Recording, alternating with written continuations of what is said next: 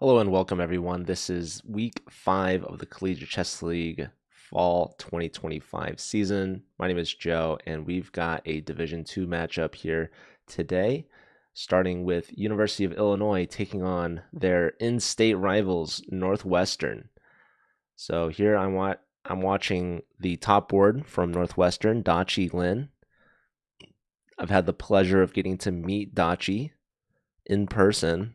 Just a few weeks ago, I was on a road trip from St. Louis to Milwaukee. And along the way, I stopped by Chicago, which is just south of where Northwestern is, in, I believe, Evanston, Illinois, along the coast of Lake Michigan. And Dachi is a very strong player. Dachi is a seasoned veteran. He's been around the league for quite some time now. He's been on many tours, many seasons. Dachi actually is in grad school, getting his PhD in something chemistry, engineering related. He's a smart cookie. Anyways, he did undergrad at University of Texas at Austin, where he had to play with Rui Feng, Grandmaster. Anyways, Dachi, he's attacking this h6 pawn. So we'll keep an eye on this game. He's playing against Krishna Nathan. Oh, good point, Ashtavan. Thank you for sharing. Let's see if I can fix this. I honestly, I have a few technical difficulties, if you can't believe it. Oh, this is weird.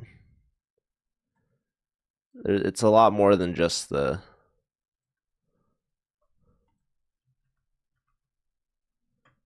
Hold on.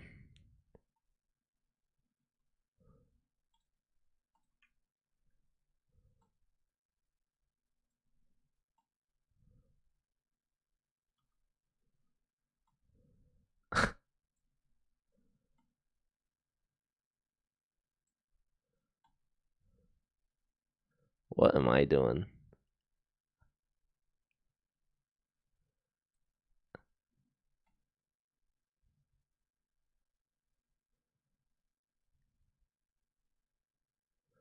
I mean, that seems to be okay. Maybe it could be better. Okay, how's that? Yeah, I don't know. Honestly, weird start to the day for me. I was just in Cancun, Mexico. Traveled back home yesterday. So, what's up, Asian Logan Roy? Good to see you. Um, but yeah, happy to be back. Happy to be here. Week 5, Collegiate Chess League. It's going by pretty quick. We'll have week 6 and week 7 as the conclusion of the regular season. Hey, Love Nalando, good to see you. Hello, Logan Roy. And Esteban. I need to get the stream together going. And I also need to pull up the scoreboard. So I have a couple of things that I need to do. So if you all could just give me a moment.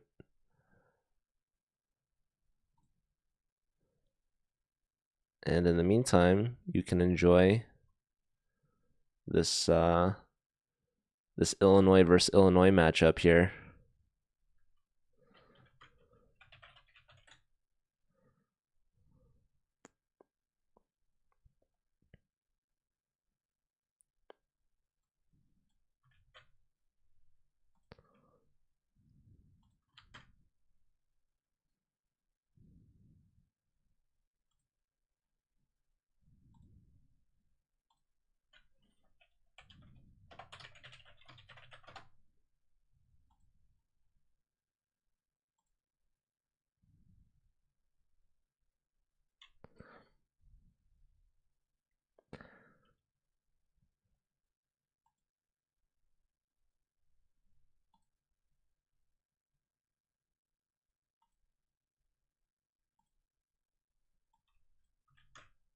So Northwestern has a player, Maxwell Chin.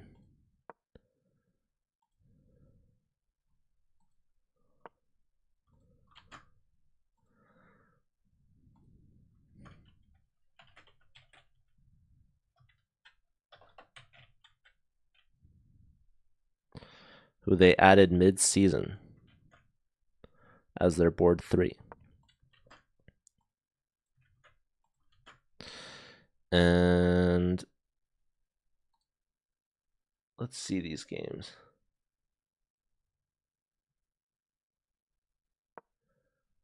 We've got two completely lopsided affairs here. This matchup looks like Krishna is about to lose on time. That's a check, and now that's a piece. So Dachi, with over 2.5 minutes on his clock to less than 20 seconds for Krishna, Dachi should be crushing here. So that's good news for the FIDE master. Here we've got Dev Shah losing against Malind. Malind is the team captain for Northwestern and board 2.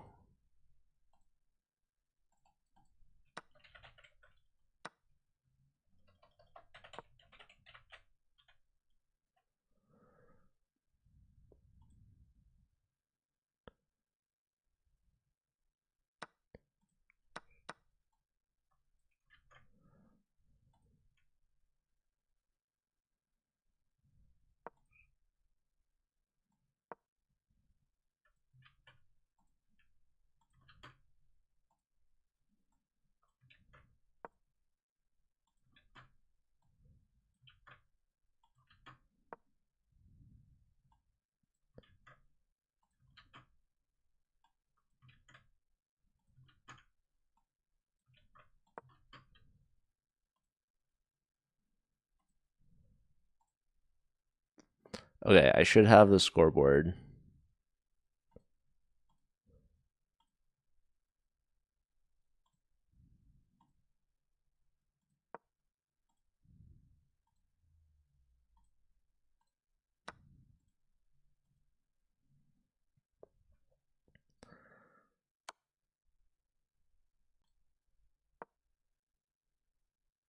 Ooh, Malind messed up here. But then Dev Shah didn't punish it.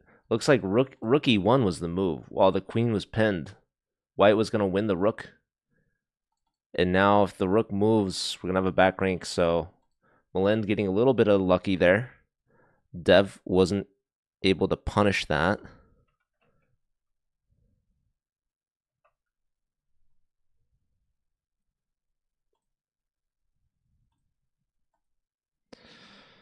And we have a result. We have a couple results. Let's check in with the lower boards. We've got, well, Eric is actually, this is the last game going. William Hardwood down to 5 seconds. Kai won their game. So points for Northwestern on the top 2 boards. Point for Kai, board 2 from Illinois. And now it's up to Eric trying to tie things up for Illinois. Hello, the Chessers. All right, so I've got the scoreboard.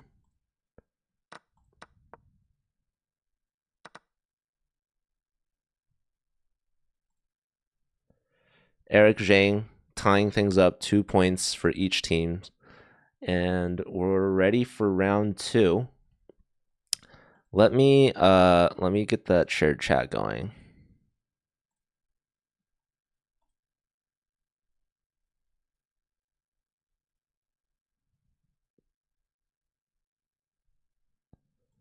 If I can.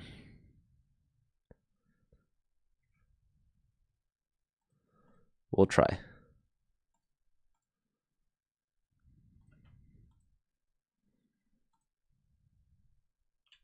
Hello to the Chessers.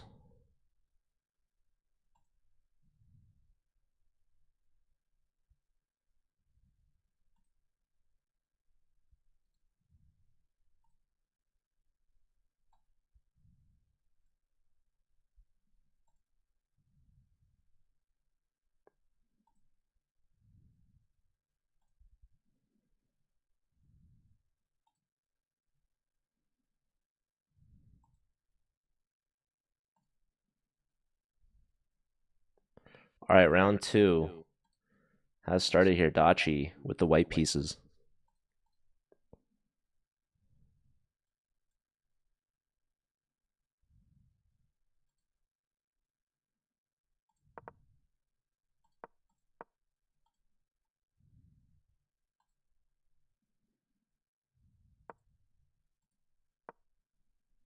OMG, it's Chessweeb.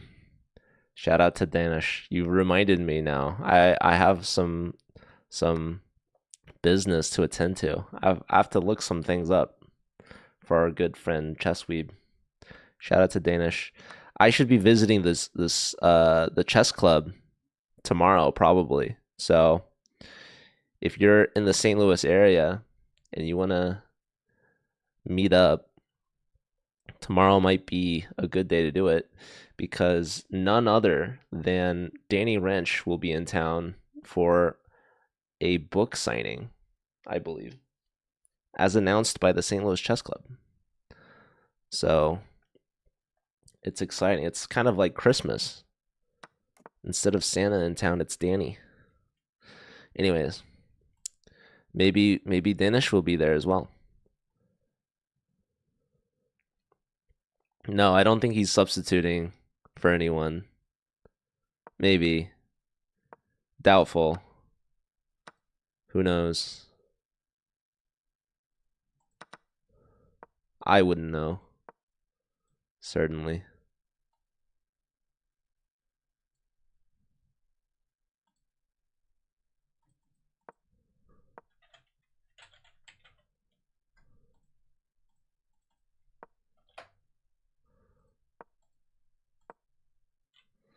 You would know. Okay, Danish knows all.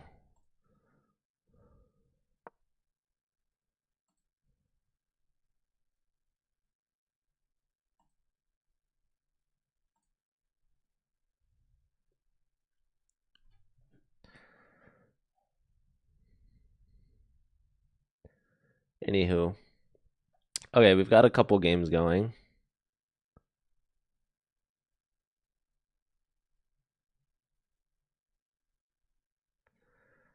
Dachi, fan favorite. Everybody knows and loves Dachi. And if you don't, you shouldn't by now.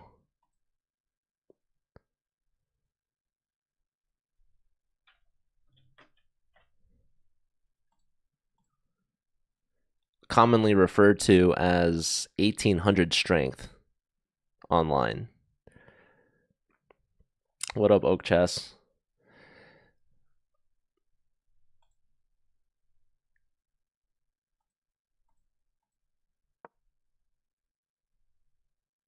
Oh my goodness, you guys.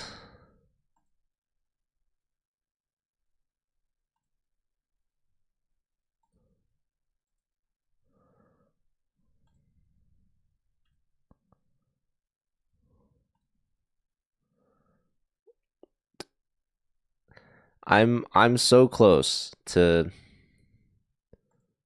having the shared chat on all the channels. Hold on. 1 second. Not that it matters. Shout out to the Chesscom community Twitch chat.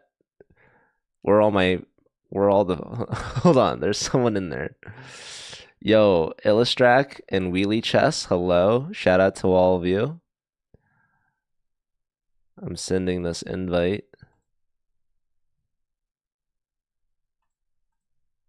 Here we go. Let's go. Okay, we got it. We're in there, folks.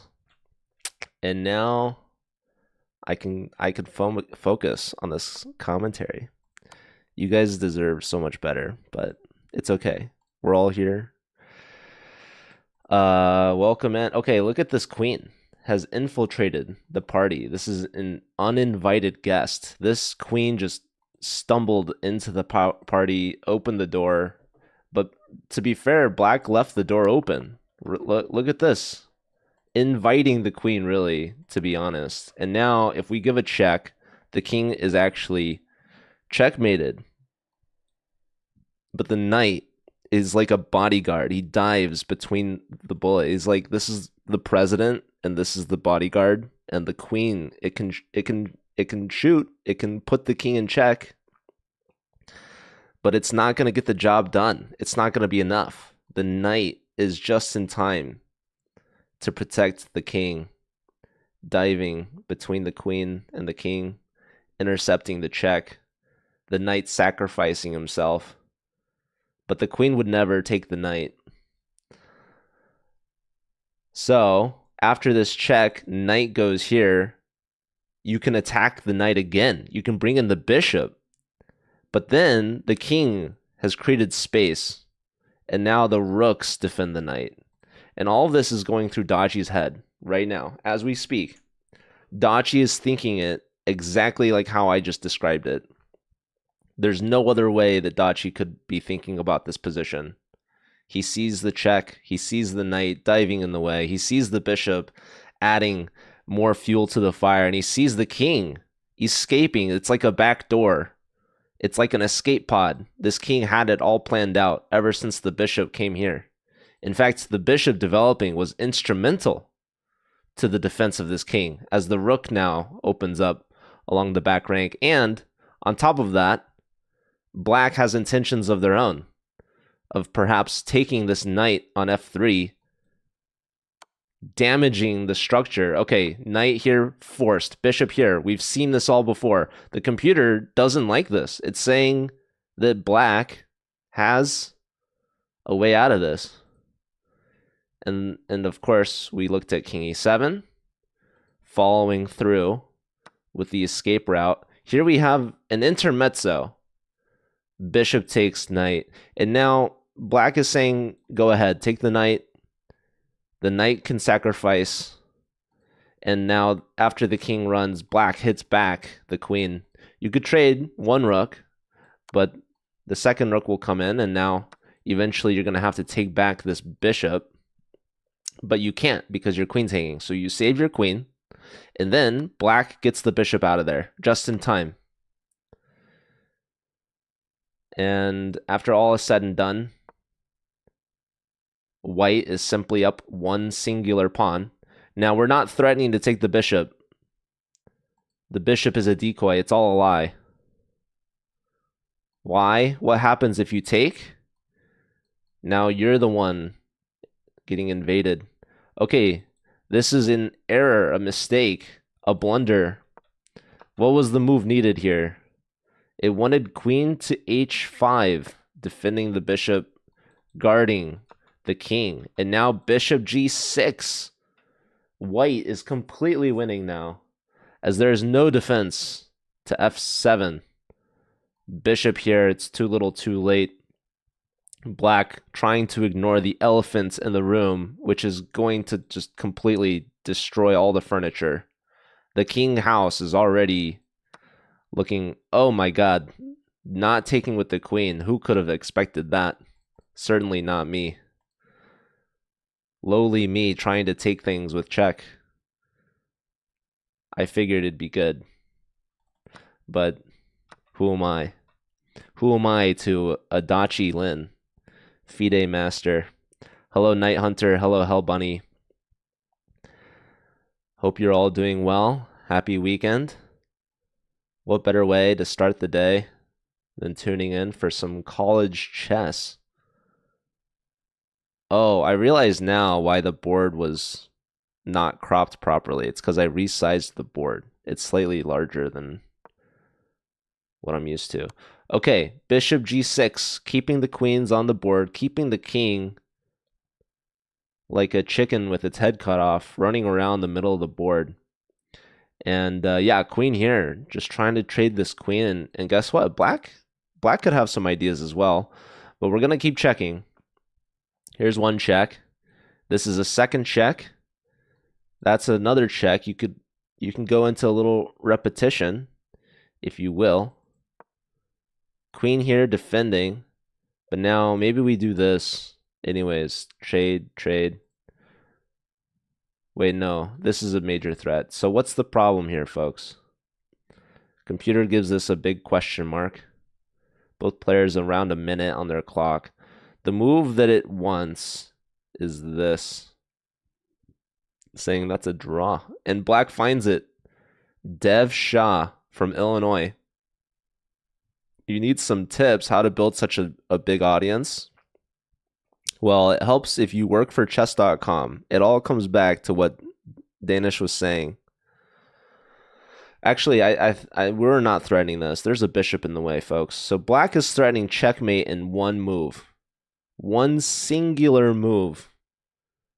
It's threatened. Which tells me that we should prevent that from happening. Now, you could look at the check that you have. Does that help you? Maybe. Maybe after the king moves, we can push this pawn. And now our rook is defended. However, we have some problems on the second rank. Queen and rook lined up, commonly referred to as pigs, because they can eat everything in their path. Okay, queen steps back. Dachi, less than 20 seconds. He trades. He saves his a-pawn. But for how long? This bishop, if it moves, we open up a pin, perhaps. We still have back rank issues. This rook is not threatening to take. King steps off the e-file, hits the bishop. Bishop tucks back, hits the pawn. It's defended. It gets pushed. f3 now. No more back rank issues. Rook attacks the pawn, but not really because this bishop's hanging. Bishop hits the rook. Rook hits the bishop. They trade. That's a fork. One pawn is going to go down. White holds on to the a-pawn. It's even material. 2-on-1 for black on the outside. 3-on-2 for white on the king side. These pawns are both split, isolated. Dachi trades one of them off. Rook to b4, major threat. It's going to attack the a-pawn, but this rook is defended, so white doesn't have to trade. 20 seconds for both sides.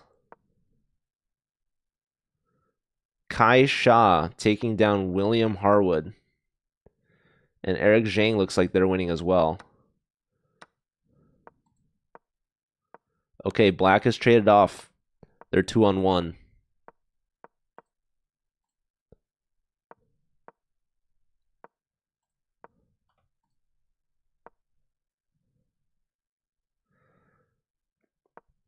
Malend is in a time scramble against Krishna. As long as the black rook cannot check the white king, this pawn cannot push further. Hello, Brazilian Monk 1. 5 seconds for Dev. 4, 3. They move. They trade. Takes threatening mate. Check. Force the king back. Check. And now it's white who's up a pawn. White's going to try to push this for a win. It should be a draw with equal play. Dachi's built up to 30 seconds. Brings the rook back. Brings the rook around.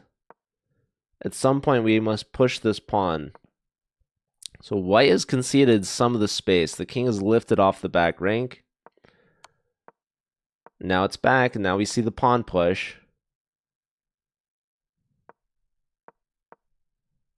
This rook cutting things off here. As soon as the pawn pushes, the rook can get behind and start checking the king. Eric Zhang winning. So the top two boards from Illinois are perfect so far. 2 for 2.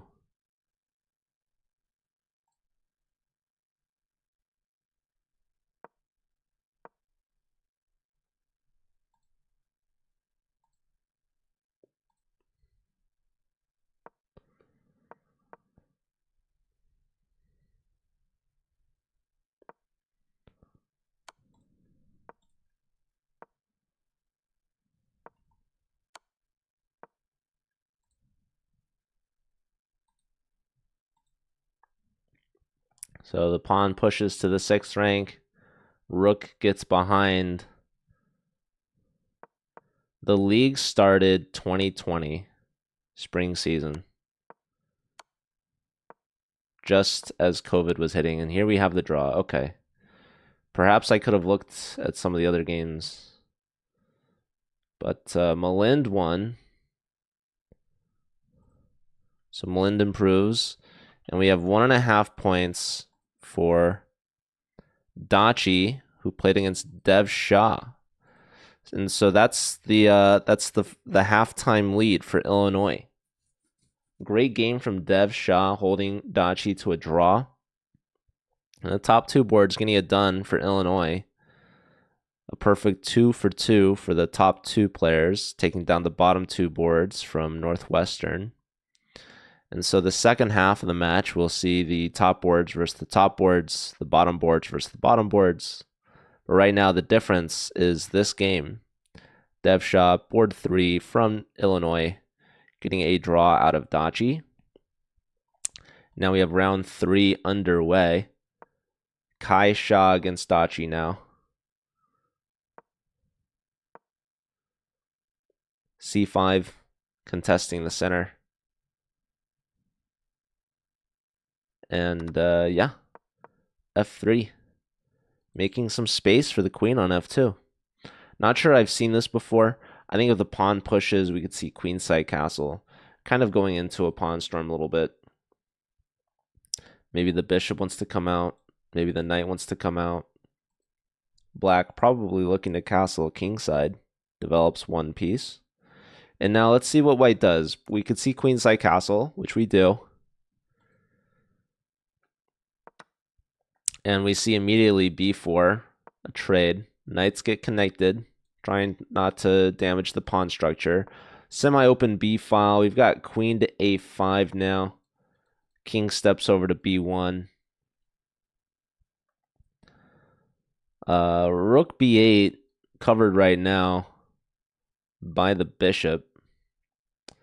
But black could maybe push this bishop off. We see bishop to e3, trying to disturb this queen.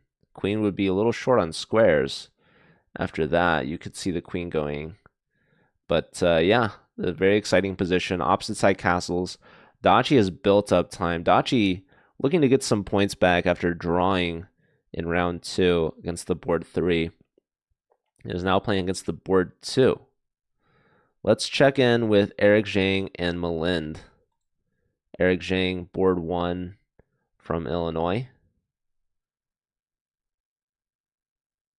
Malind, captain of Northwestern, has the white pieces, just developed the queen, both sides, castle, kingside. And yeah, bishops for white, just pointing at this king. This could also be an exciting position. This knight, probably the worst piece right now for white. No forward moves. So perhaps we'll see this queen move, but not entirely sure where to go. Queen decides to go to g3. Now, the queen could get hit by the knight. Knight connecting here. This knight moves with the discovery. And black doesn't really want to push this pawn and inviting the knight into f5. Meanwhile, as the queen steps aside, the f pawn now opens up for white, and white's trying to bring the heat to black's king. Let's check in what happened with Dachi's position. The computer didn't like something. We pushed e5.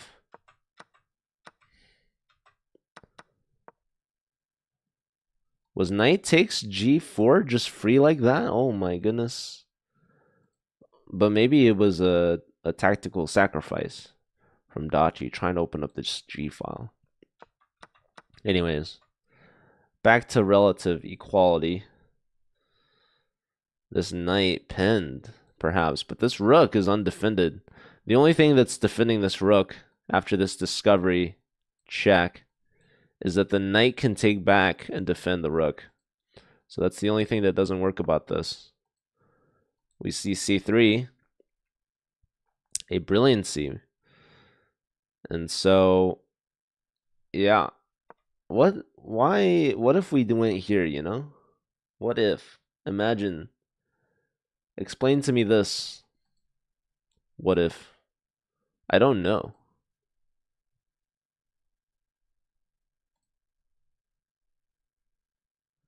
Bishop to c5, and it likes queen c6, and we're pinned.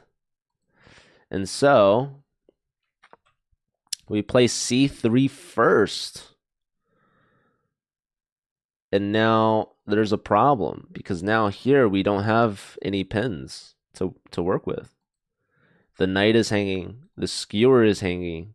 Dachi Lin looking good. The best move, I'd like rook f to c8. But we see a5. Very similar idea.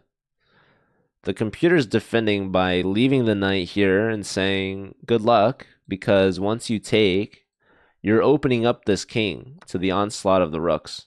We take here, black's going to take, and now black says, say hello to my rook.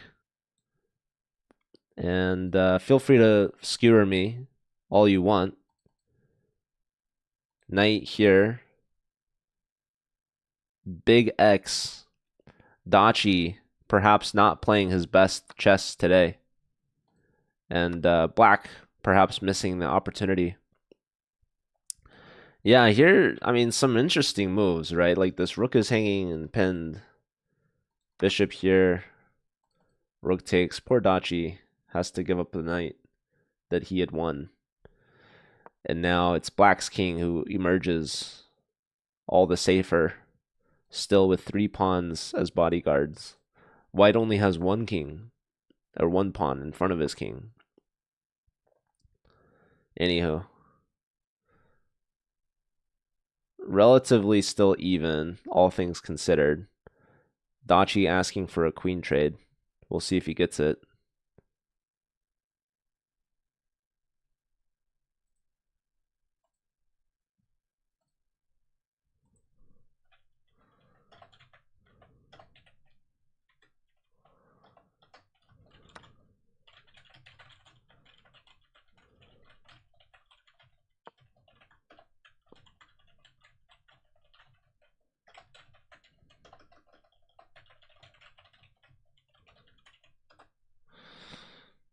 Bishop f3. Rook doubled. No. Now we see the trade of queens. f7's going to fall. Ooh, you could have taken and played here maybe. Yeah, black is I think they're contemplating taking, no? Yeah, so black has emerged up a pawn out of all of this.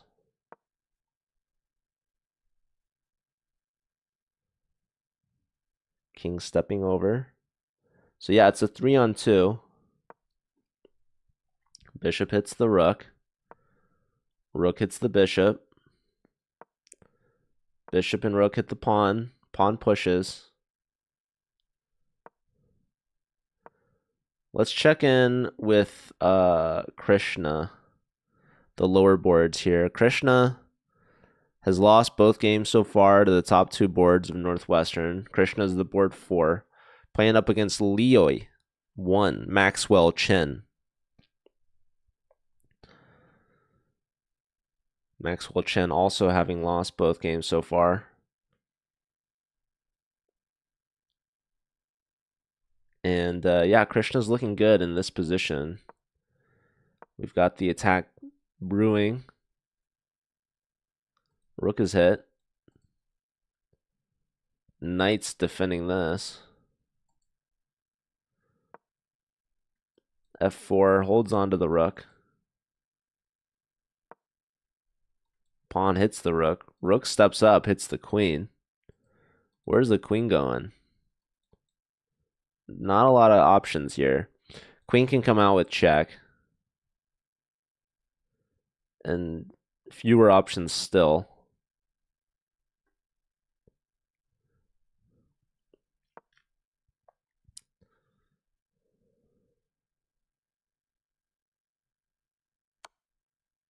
Check.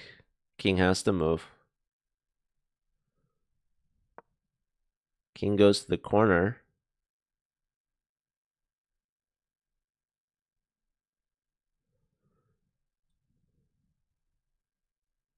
And maybe just queen to f7. if I had to guess. We're threatening Lord knows what. It's been played. Krishna's diving in.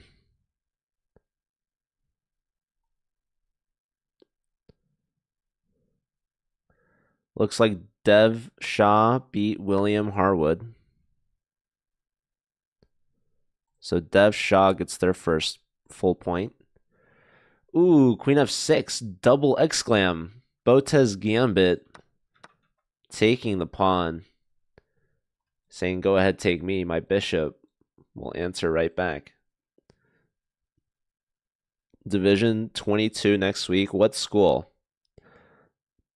What's the matchup? Also, for the record, rook takes pawn and queen takes rook and queen takes knight. These are all of the threats. There's a lot of them.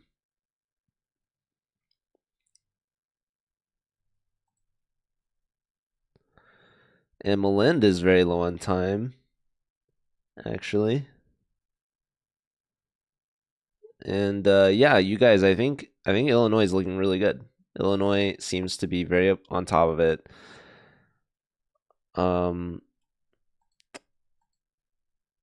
What's going on here? Black is completely crushing. Up a minor piece. Yeah, sacrificing here. Another sacrifice. Clearing some space for the king. This knight's pinned. Maybe knight takes c2. Yeah. King steps up.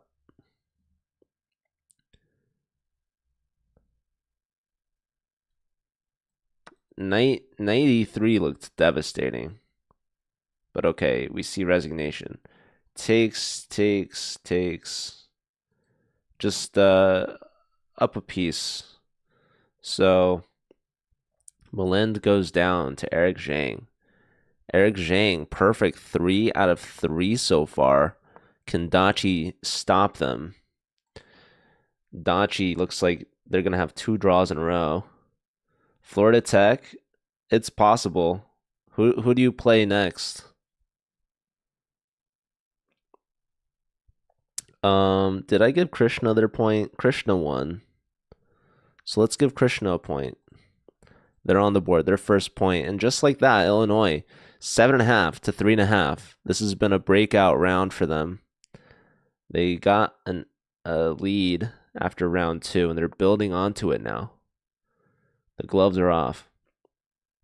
And here, this position is even Steven. If anything, I'd give an edge to Black, who is 1 square away from promoting. And it seems to me like it's just a better king position. White says, I too can be 1 square away. King here. Maybe could have taken this pawn and given up that pawn. Yeah, Black's about to promote. Hey, Halvard, how are you? Good to see you. Hope you're doing well. So, we could check. We could also maybe, well, I'm worried that this king is much closer to our pawn and that this pawn can promote. The good news for white is that it is an H pawn. So if the king is ever able to get back in time, this king might be stuck on the H file. We give a check here, which looked pretty good. King here. Wow, taking on H6. Okay, so it's actually white, perhaps, in a better spot. And it's true. Now Dachi's winning. Dachi is winning. Nice swindle, honestly. There's 2 pawns. And this king now is in a worse spot than it was before. Wow, taking with check. Nice. Okay, so Dachi keeping the hopes and dreams alive for Northwestern. He's leading the team with 2.5 points.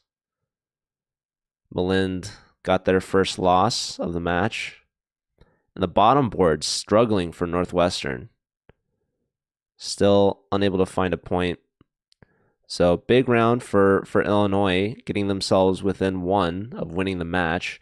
And we have one round remaining unless Northwestern is able to win it 3.5 to a half, which would tie the match 8-8, taking us to overtime.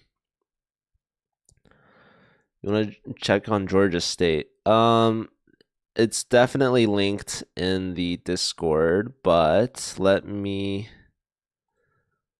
take a moment to find that link for you.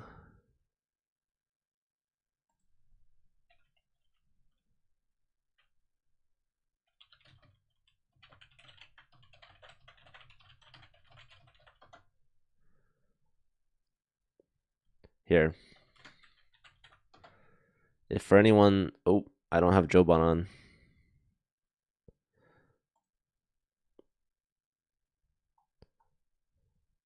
So if I go to the Discord server and I go to season info and I see the Division 4 Plus link, I'll copy that and I'll send it in the chat. That's where you can find all the standings for Divisions 4 on. There's a separate link for Division 1 and a separate link for Divisions 2 and 3. But I have the bot up now. For anyone that's not in the Discord server, you can join it with that link there. Let me check on the games here. We've got some starting. So round 4, this is do or die for Northwestern against in-state rivals, University of Illinois, Urbana-Champaign. I've also visited Urbana-Champaign. I don't know why it has two names. I think it's two different places, and then they sort of meet in the middle. And I'm sure that's totally right, and no one needs to fact check me on that. But maybe they'll win, and I will invite one of their players on for an interview after the match. Because we do have a second match after this, but it'll take some time. It doesn't start until 3:30 Eastern. So in about 45 minutes from now. But we could also see overtime. We could even see double overtime or even triple overtime. It's all possible. It's unlikely, though, I will say. I think Illinois is a strong favorite to win this match in this round. Maybe even in this game in particular. But it would be tough because they're playing against the strongest player Northwestern has to offer, Dachi. Okay, this was a problem game here. What happened? So we see Krishna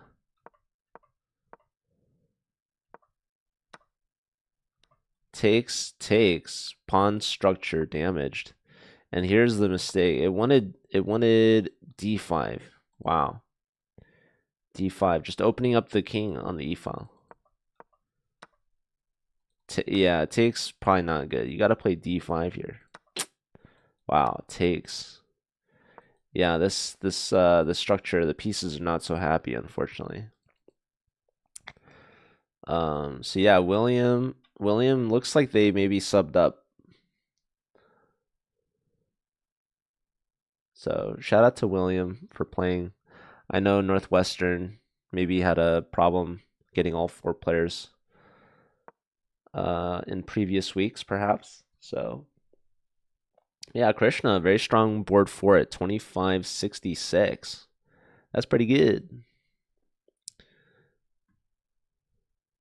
Anyways, who else do we have? We've got Leo versus Dev Shah. I mean, Dev Shah, board 3 at 2,700 is pretty strong too. And Leo, the Maxwell Chen, 2194. So Illinois was definitely the strong favorite from the start. Oh, Dachi also not doing well. I mentioned this could be the game. So Dachi's got the black pieces. We see f4, en passant, double question mark. Dang. Poor Dachi. He thought it was forced. I don't know why else he would have done it, you know. Just heartbreaking. En passant, it loves this for white now because this queen opens up, rook takes, rooks can double now. It likes rook takes. So what's wrong with doubling? I don't know. Takes and then they take here. So rook takes with, authority. Now rook f1 again with authority. With a tempo, as some would call it. And now here it wants this. The old rook lift mechanic. Okay, bishop doubles here instead. Rook steps, or queen steps up, defending. We can still do this. We have the power.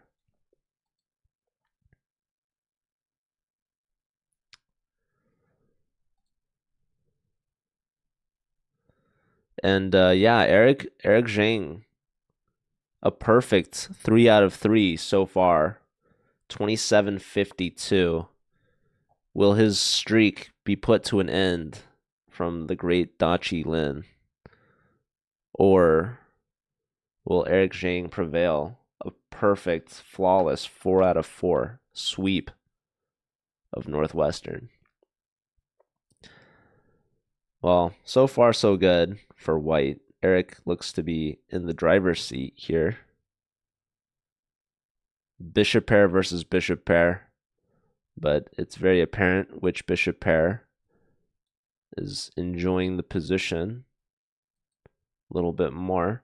Rook here is a problem. It's a problem.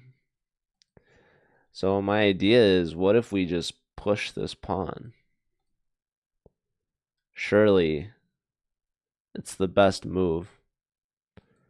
You don't push that because you lose that. So what else do you do? Queen h4. Perhaps. Ooh, h6. And now we can get in. We can dive right in there. And we can also give check.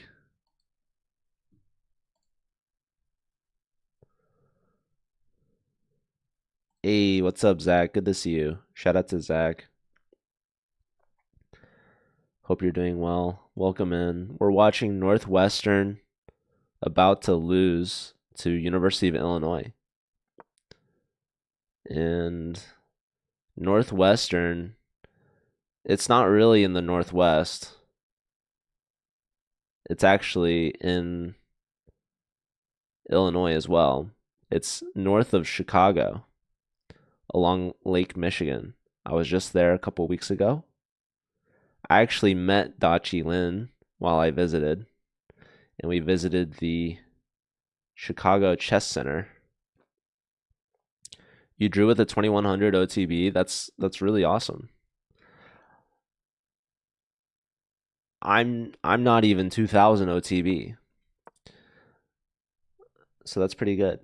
Okay, queen steps up, trying to check the king, but the bishop steps back, hitting the queen. Bishop hits the queen again. Queen steps aside again.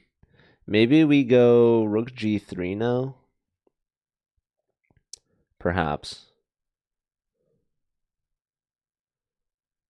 Or the computer likes h3 as well. We have a couple other games that are still going on. Dev already won against Leo. So I think the match is already over. So Dev ends 2.5 out of 4 as board 3. So yeah, Illinois wins. We still have 3 games left. And then we'll have an interview with one of these Illinois players. So we'll see who. And then we'll have another match, a lower division match, Division 18, I believe, between British Columbia Institute of Technology in Canada versus, I think, UC Santa Barbara B team. So, ooh, we have a tactic being played here. Bishop takes. This pawn is overloaded, defending the pawn and the bishop. If pawn takes, queen takes. So that wins a pawn for white. Under 30 seconds for Eric Zhang. So Dachi putting on some tactics here. Who won this round? Dev Shah. King Cyber. Board 3 won their game early, if I'm not mistaken. But we have 3 games left. Here, Krishna putting the finishing touches on William. So black is just up a pawn. A connected pass pawn at that. This is a winning endgame. Also, all the time in the world. Over 2 minutes to under 10 seconds. And eventually, white's going to get zugzwanged. They're going to run out of moves. This pawn can push already. So the only player doing very well for Northwestern is Malind.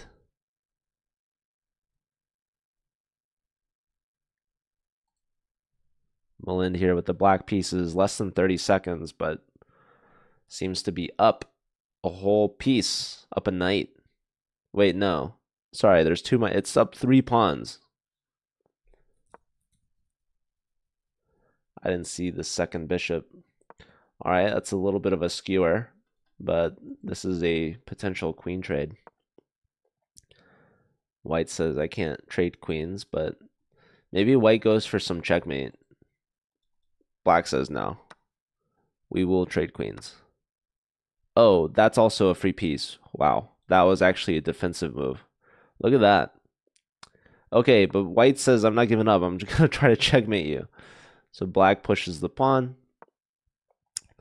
And white's not giving up still, saying I'm still going to checkmate you.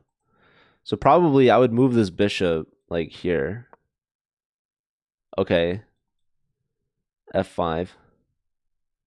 Krishna won.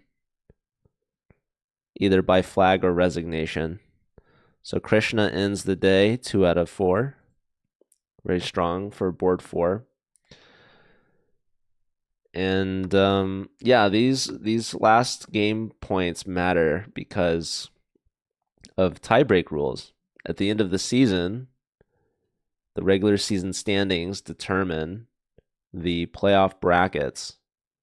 So if 2 teams are tied and wins, then you look at the tiebreak points, and that's determined by the overall match scores cumulatively throughout the season. So Illinois, they won the match, but they're still trying to add on as much as possible. This knight is hanging, but then so will the bishop. On a beautiful tactic here from Malind. He's finding that he can take, and he gets knight f3 fork at the end. So now up 2 whole minor pieces, and yet white is not throwing in the towel just yet. They will be soon, though. 5 seconds. This isn't even mating. Check, check, block. Piling on. There's 1 check, and your checks will run out. 2 checks, and now it's time to give up, and we see the resignation. So Malind getting a win there at the end.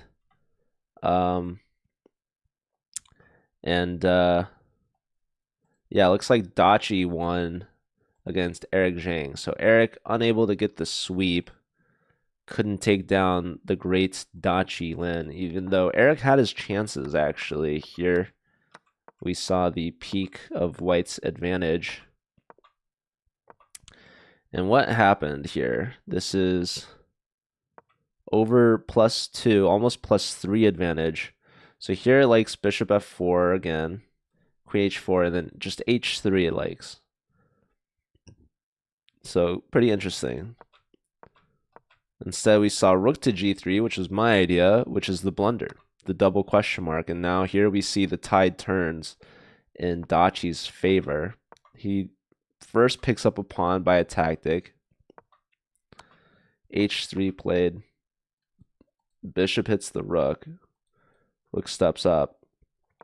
Yeah, we needed to go. Oh, there's only bishop 8. So what happens if we go here? E4. Brutal. Brutal move. Takes. And now there's bishop f2 again. Yeah. So this is a strong move. We needed to play bishop h7. King to h8. If king here, we have mate in 1 with queen g6. So king here. And now the only move, rook takes g7, check. And if here we have mate in 6, check, take, here, bishop takes, king takes, queen g6, king f8, queen f6, only move. Otherwise, you only get a perpetual. So now king to e8 and the mate in 1. Unfortunately, Eric could not see all of that. He didn't see that he could sacrifice the rook for that mating pattern. Instead, he lifted up bishop f2, threatening the mate in 1. Now he finds bishop here, and it's too late. If the bishop was still on h4, we would have this. The problem is this isn't check. If we take and then they play here, then we can proceed with our checks, right? But the bishop has already made it to f2. So that's why we can't dilly-dally. We have to go straight away for bishop h7, king here. And now this, so there's no time for bishop f2. It's saying the only time here is for queen takes e3, which defends this pawn. So there's no bishop taking. Anyways, exciting game. Dachi finishes without losing, 3.5. And the final score is 9.5 Illinois to 6.5. What's up, Smoothly? Good to see you. Stick around, you guys. We're gonna bring on a player for an interview. We're gonna interview the top board, Eric Zhang from Illinois. So I will take a quick break. Be right back.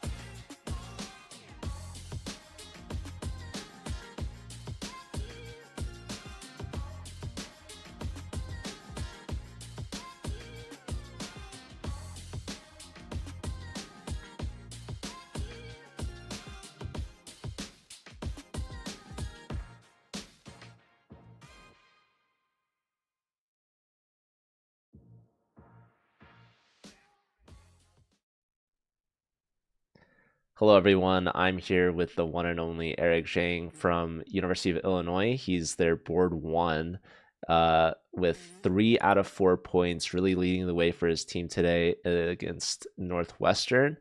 Eric, how are you doing? I'm good. I'm good. How about you? I'm good, thank you. So obviously you're the board one. Are you the best player at University of Illinois? Actually, technically not. I'm only board one because I happen to be quite high rated in chess.com Blitz, but one of the other players, Dev Shah, was actually, I mean, he's a FIDE master, so his FIDE rating is actually higher than mine. And I think we have one more player who played in US juniors. So I mean, we have two other people who are much stronger than me in classical, but in Blitz I happen to be stronger. Okay. And does University of Illinois ever have like a championship tournament to really settle the dispute? Yeah. We run typically one chess tournament per semester that's like pretty longer time control, so more classical, but I think most of us don't really play because UIUC is a pretty like academic school as well, so we're all pretty focused on academics a lot. So yeah. That makes a lot of sense.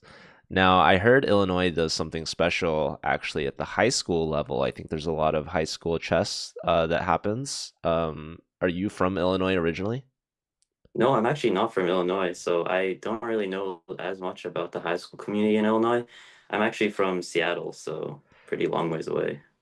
Okay, very cool. I know Seattle has a exciting chess scene, and they actually hosted Pan Am's a few years ago. Yeah, yeah. So what year are you at school? I'm a sophomore, so unfortunately, I actually wasn't able to participate in Pan Am's there for UIUC, but Did you play last year? I played last year. Yes, I played last year. Yeah, that was fun. That was in Texas? No, it was in Charlotte, I Oh, believe. Yeah, Charlotte, that's right. Yeah. yeah, But did you hear that it will be in Chicago this year? yeah. We're really excited about that because I mean, it means hopefully we'll get a lot more interest because a lot of more people don't have to commute a long way to play, and I mean, yeah, it's gonna be a great time. So And maybe another chance to play against more universities like Northwestern, who I'm sure will also be going because it's probably so close for them. Um, yeah. and I know Chicago also hosts the Chicago Open. Have you ever played in that? I've actually not played in the Chicago Open, but again, yeah, a lot of people here play. Like typically in our Discord server, we have people who are like organizing carpools or hotel rooms together just to go. So yeah, I think same with like U.S. Amateur Team North. I think is often in Chicago. yeah. That one we send a couple teams, and yeah, So besides Pan Am's and U.S. Amateur Team, there's not really that many other team events that I'm aware of. So do you enjoy the team format of the Collegiate Chess League? yeah. I actually really enjoy the team format of the Collegiate Chess League in general, and even like yeah, the team format in general for Pan Am's and Amateur North. They're really fun and it kind of makes playing a little more interesting because typically if I'm just playing individually, it's a little boring. And then if I have a bad result, I'm kind of angry. If I have a good result, I'm happy. But I mean, it's more like one-dimensional compared to a team event where you really have people backing you and with you. And in this team event, obviously you did very well. You were one game away from sweeping them. How'd that game go with Dachi at the end? Yeah, that one, I just spent too much time earlier, so I got too low on time, and then I couldn't find the really kind of spicy win that I think I heard you guys went over on stream, but there was some like Bishop H7, Rook G7, some nonsense, which I mean I knew I definitely had to win somewhere. I just obviously I couldn't find it with so little time. And then, of course, at some point I thought I was trapping his queen, but his queen wasn't getting trapped. And eventually, like the main point where it started falling apart was, of course, like when he played bishop takes d4. I just totally missed that, and then spent too much time there as well. But it is what it is. Yeah, Have you ever played against Dachi before? yeah. We played a couple times because he plays Collegiate Chess League a lot. So of course, I think we've played 4 times now. I think I played him once just outside of Collegiate Chess League, but other than that, all Collegiate Chess League. And every time it's pretty fun because he's a very strong player, of course. So Yeah, and he's a seasoned veteran now in grad school in Yeah. Northwestern. So you played last year in CCL, Yeah. Both semesters last year, yeah. and how'd your team do? Our team did quite well. I think we were finished like in the playoffs somewhere both times, but I mean, I guess we kind of want more, so we're back again. We were actually trying to get into the D1 division this semester, but unfortunately, I mean, it's just how it plays out. We're here, but since we're in D2, we might as well try and win it. So, yeah, that's the goal. Yeah, and D1 obviously is super competitive. It's only the top 8 teams in the entire league. I think this is one of the stronger um, top divisions in league history. Although we're still missing Webster University, but I think you guys only missed out on D1 by one team spot. I think University of Virginia was a little bit higher rated on paper because they added an international master this year. Do you guys have any plans or a strategy on how to make D1 like next season, let's say? Um, I mean, we're just gonna kind of play and see what happens. Of course, we'll try and reach some peaks and so on, but we have some players who are quite fluctuating. Like I was 2860, I think, at the beginning of the semester, and then now I'm 2750 or something. So we'll just see how it pans out. And in the end, it is what it is. We missed D1 this semester. I think University of West Virginia was like 5 points above our team average. So a little bit unlucky, but it is what it is. Yeah. Well, as you mentioned, now that you're in D2, you might as well try to win it. So, Yeah. have you looked at the like standings? How are you guys doing so far? Well, we haven't really checked the standings because I mean we're quite focused more on ourselves, and then like of course we've won every match so far, I believe. So we assume we're at the top of the standings, and then don't really care otherwise. So yeah, Yeah, that's got to be a good feeling. You guys just keep winning. yeah, So don't even need to see what the other teams are doing. So that's really awesome. And I know you guys are taking this really seriously, so I really appreciate it. And I want to wish you all the best of luck to you and to the rest of your teammates. And yeah, is there anything yeah. else that you'd like to say to your club members that might be watching? Uh, not really. Like go UIUC or Illini, and also thanks to you for hosting this. I mean, Collegiate Chess League is really fun, so thank you. Yeah, Yeah, thank you so much, Eric. It's been a pleasure. Congratulations again on your win and your performance, and best of luck in the rest of the season. thank you. All right, see ya. Yeah.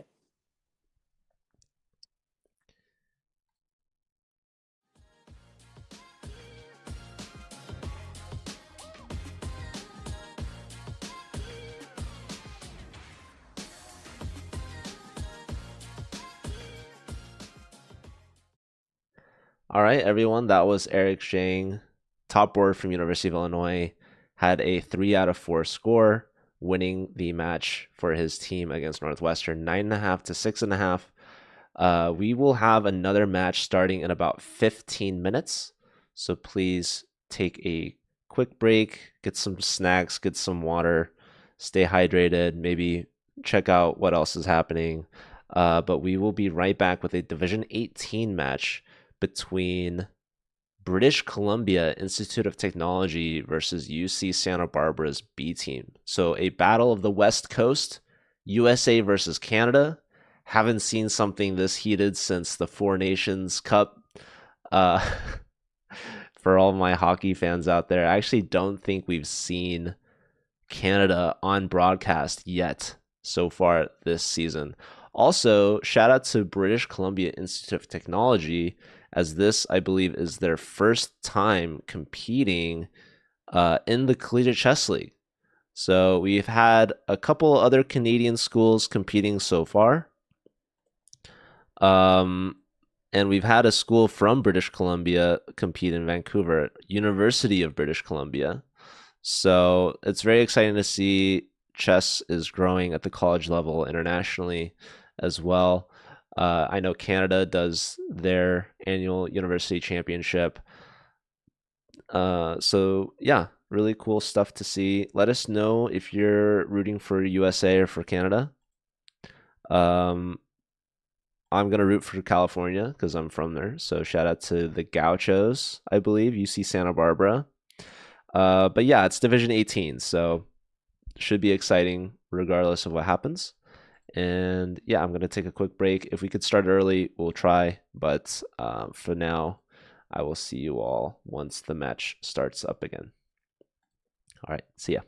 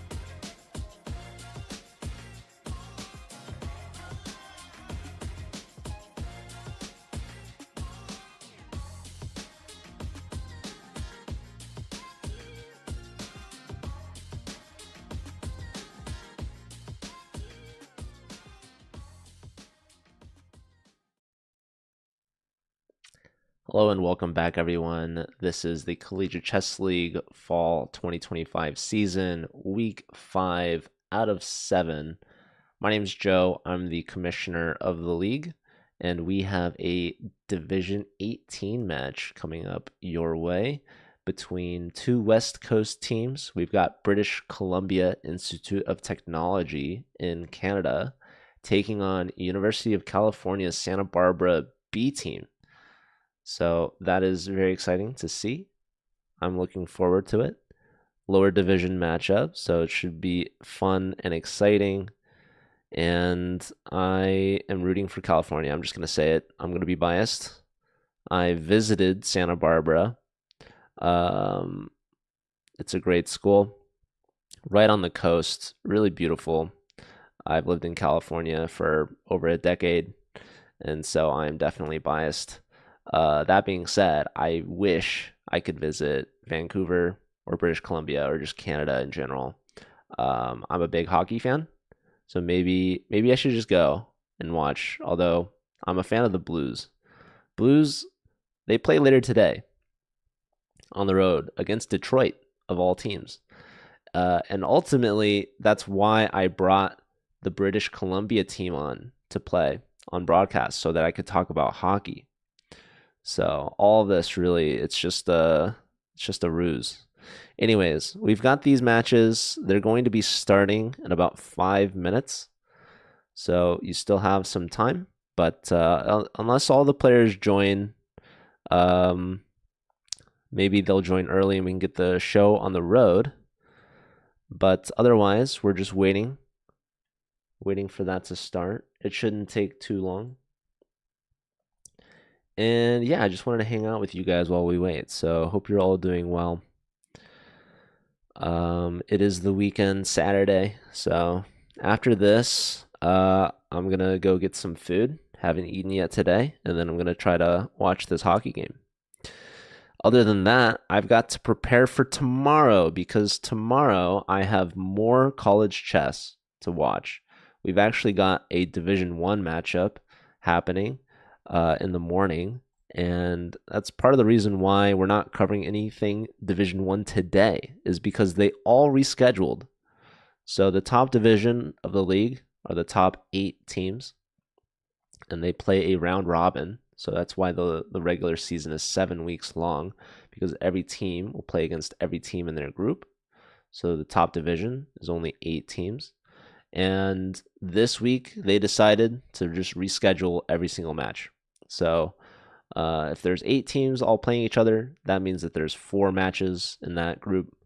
All default time are Saturday, basically for right now. And today is a very special day for Texas because Texas has some sort of super state championship thing going on. And Texas has a lot of very strong chess schools. In the top division, there are 3. They're all scholarship teams. You have UT Dallas, UT Rio Grande Valley, and you have Texas Tech. And because there's 4 matches and 3 Texas teams, and I don't think any of the Texas teams are playing each other this week, they all had to reschedule. And that left us with 1 match in Division 1 that didn't have a Texas team involved, and they had to reschedule anyways. So I believe it was St. Louis University versus, I want to say, Lviv from Ukraine. I asked them if we could watch their match at default time, and they also had to reschedule.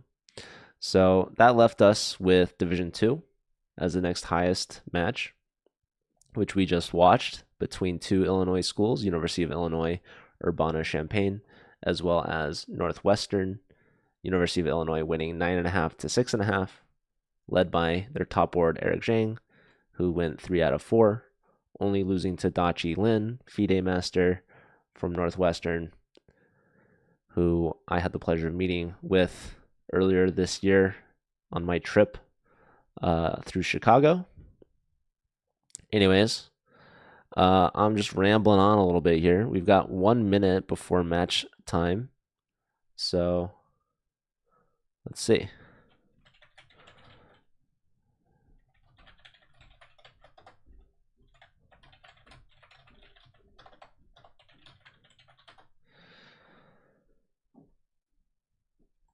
But yeah, tomorrow morning I should be watching. Maybe I can pull up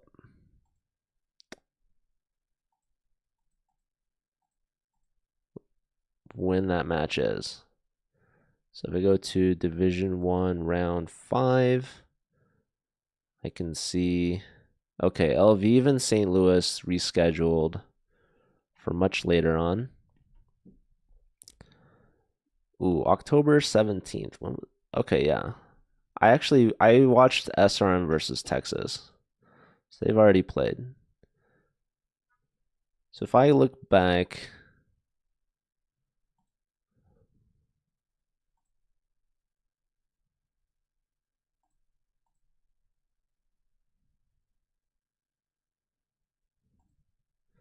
UTRGV, they already played their round 7 match.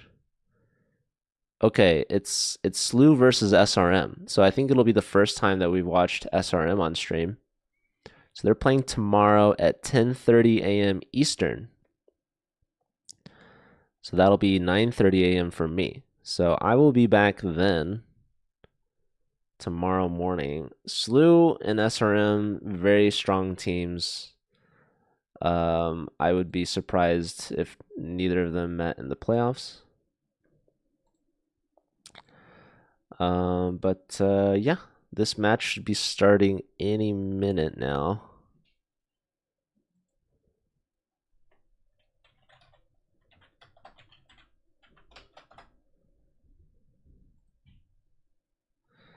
Seems we're still waiting on a couple of players.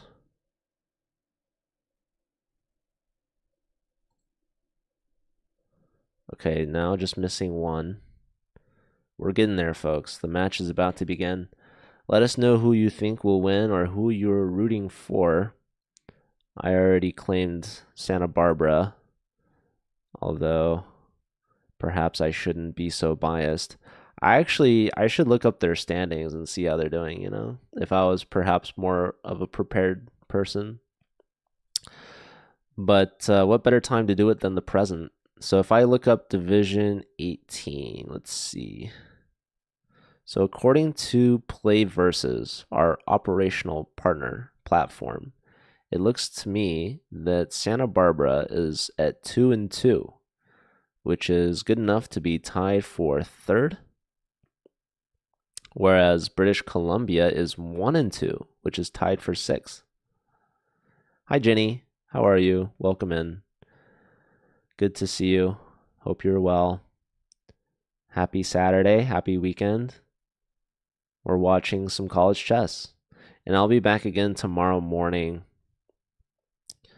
So we'll be watching a Division 1 match between SLU, St. Louis University, and SRM, Institute of Science and Technology from India, which will be very exciting. Both very strong teams.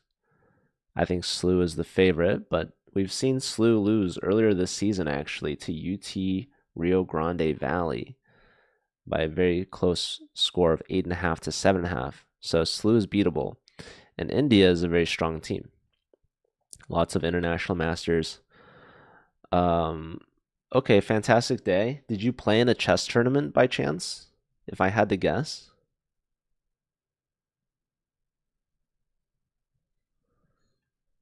Would that be a good guess? Perhaps.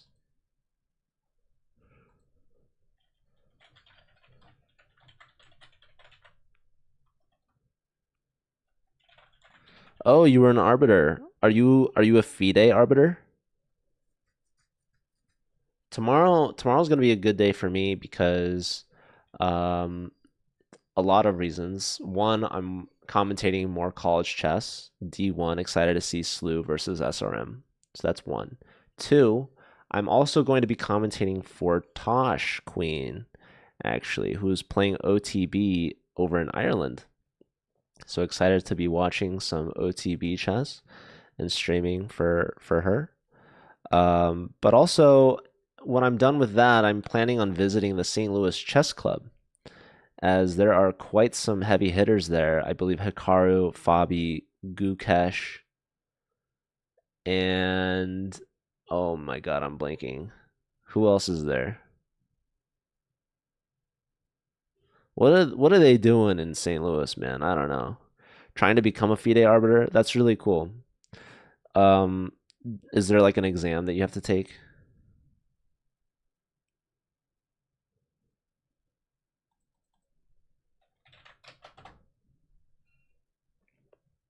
All right, ladies and gentlemen, I've received word. We are late at the match start time because we have a substitute player, an emergency sub, coming in hot, fresh off the bench. Aboard 4. Okay.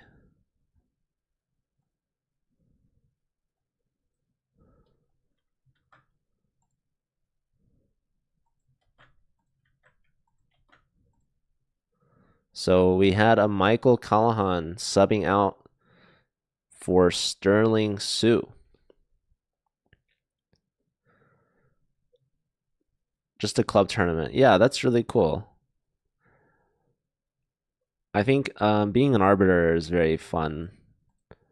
Um, I think it's fun to be able to put together an event for people to connect and to join and to meet and to play. I think that is pretty rewarding. I think that a lot of times the work can go unthanked or unnoticed. Honestly, the best arbiters are the ones that are mostly unnoticed because that means things are going smoothly. And shout out to streamers smoothly. If things are going smoothly, things are going well. Okay.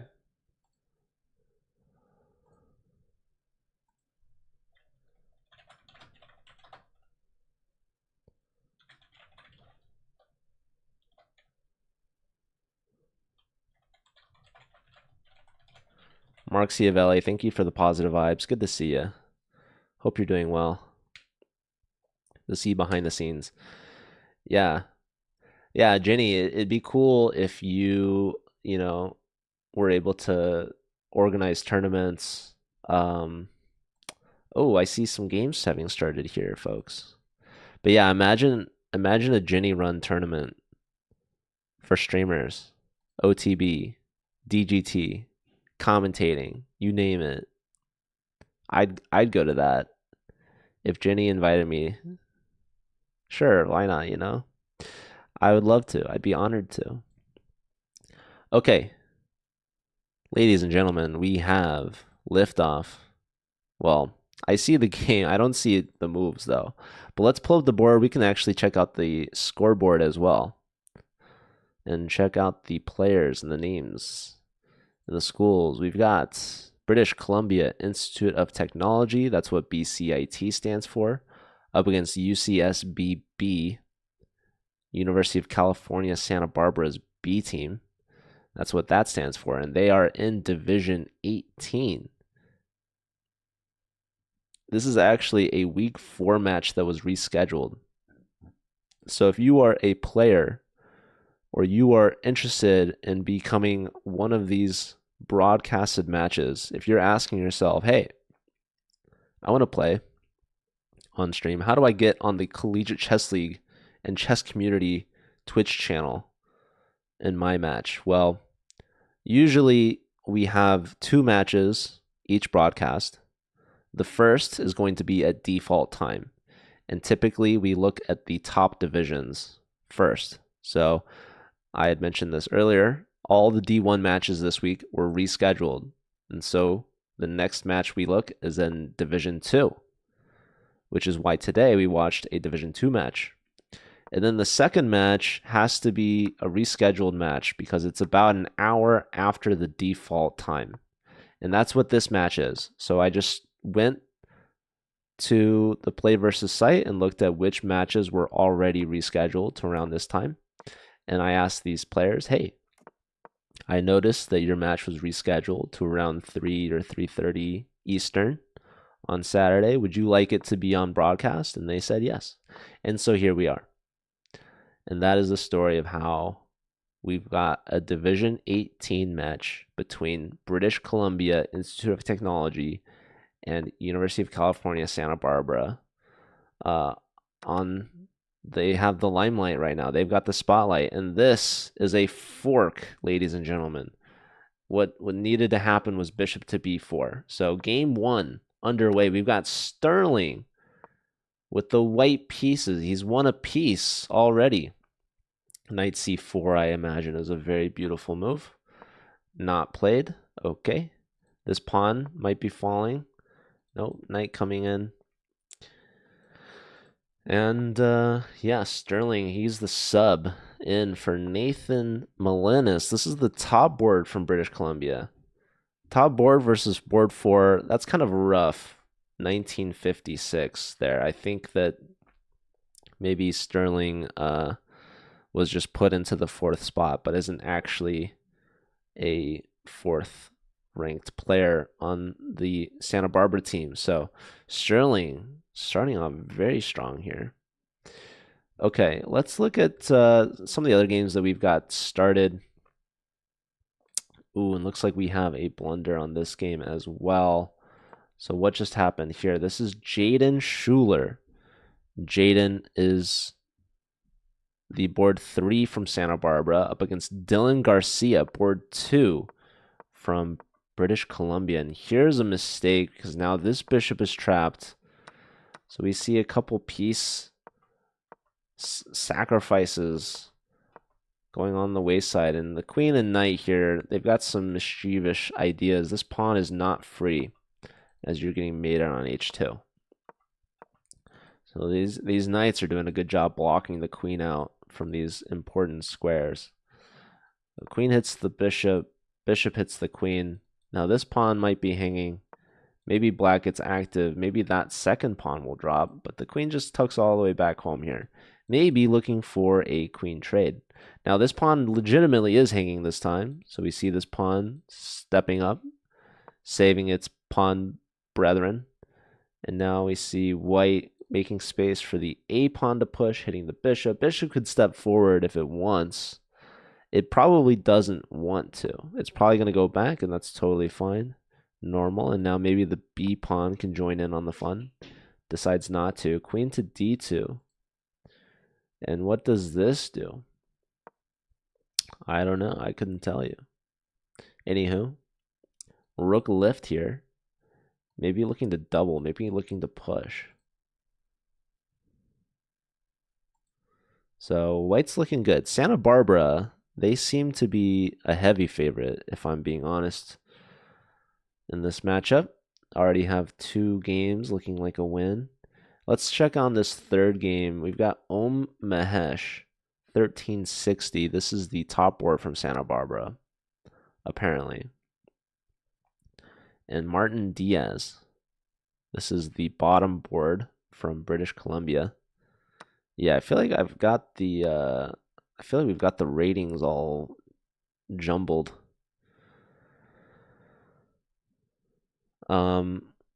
Yeah, Mark Ciavelli, hope you're feeling better.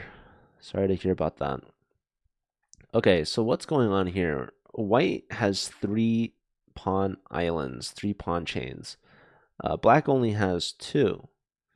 So better black pawn structure for sure.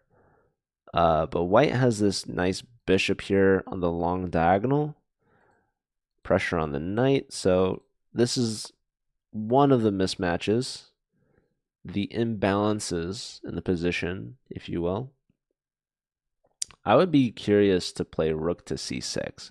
And we're doing a little temptation here of sacrificing the rook, Gotham chess style. You don't want to sack the rook now because the queen takes back. The whole idea of putting 2 attackers on the knight is that the queen can't take back immediately. You're forcing your opponent to take back with the pawn, damaging the pawn structure in front of this king. So if the queen steps away from the protection of the knight, I am heavily considering sacrificing because I would love this bishop on e4. I think that would be very strong. Instead, we see b4 played by white, rook to e8, and now bishop coming to say hello. I still think the rook on c6 would have been better. Because I think sacking the exchange, it just seems fun, you know. And as a commentator, it's much more fun to sacrifice other people's pieces, right? As a player, I would be scared to do it because I'd be down in exchange, right? Okay, so rook steps up, doesn't like that the bishop was attacking it, and the rook's asking the bishop how the bishop likes it. Now the bishop is defended by the rook, but now it's got an extra protector, the b pawn. Black's just piling on more and more pressure. Maybe this knight at some point will swing itself around and attack this bishop. Otherwise, these rooks, you don't really want to take this. This is not an exchange worth giving because you're not getting a big enough return, right? Damaging Black's pawn structure might be worth it more because you're opening up an avenue at Black's king. Anyways, it's not really feasible anymore because the knight is even more protected. But White's going to lift the rook, see if it has any future prospects along the fourth rank. Just opening up the rook's view of the world, really. He's like traveling for the first time, you know. He has new sights to behold, new adventures awaiting. Are you going to go to the west coast, you know, attack the a pawn? Or are you going to go to the east coast and attack the king? Who knows? Or you could stay here. You could double up, you know? Okay, so a4 played by white. Just keeping an eye on that pawn. If you put the rook on a4, maybe the rook gets trapped, you know? So this rook wants to make sure it's getting a round trip ticket and not a one-way. You get stuck on a4 and you're just babysitting a pawn now. Okay, Black, after the queen lift, it's doubling up on d3 now. So kind of an awkward spot to be in. You don't want to push that pawn. You can't defend it going back because of knight takes. And so Black is threatening to take. So we could go here with our rooks. We push. Now this is a blunder as this pawn right here is pinned by this rook. So this is looking very good for Black. Pawn takes, rook takes, and now queen takes pawn. This is a queen sacrifice to win the queen back and just to be up a full rook. So Mahesh taking it to Martin Diaz and giving up a pawn here. We could go rook here, yes. However, this rook can come back and defend the knight. And White just doesn't have the fuel to continue attacking. You just run out. Whoa, look at this move. This is so fancy pants. And if I go here, the same thing's happening to me.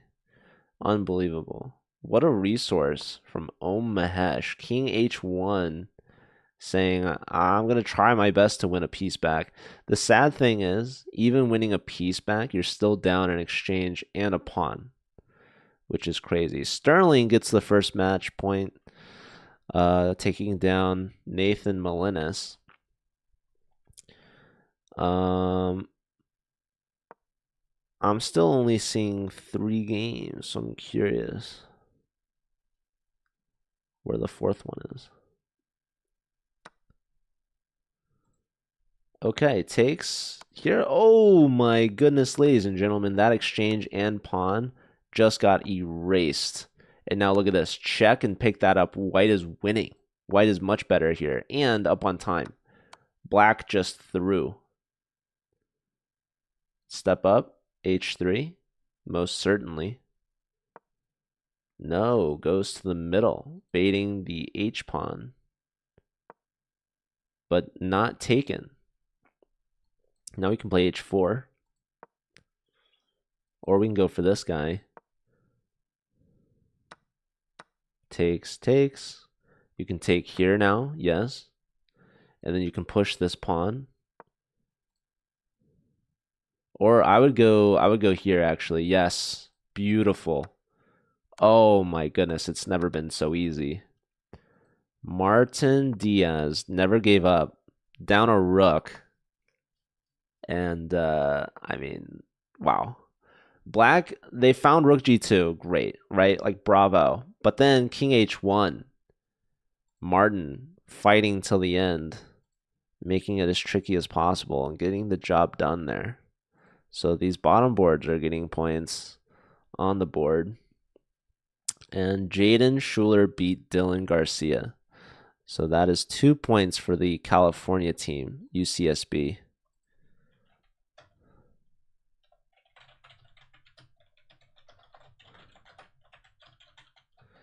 Where's this fourth game that I'm missing? What is the fourth game? I don't know. But we have round 2 starting. Oh, so there was a player missing. Wow. So they did a sub and there's still a player missing. Was it Omar?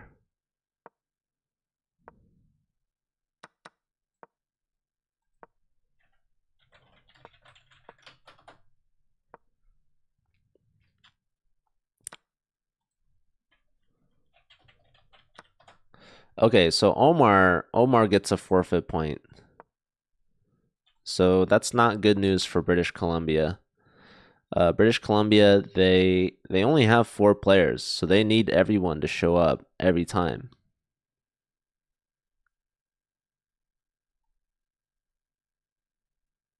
Hmm.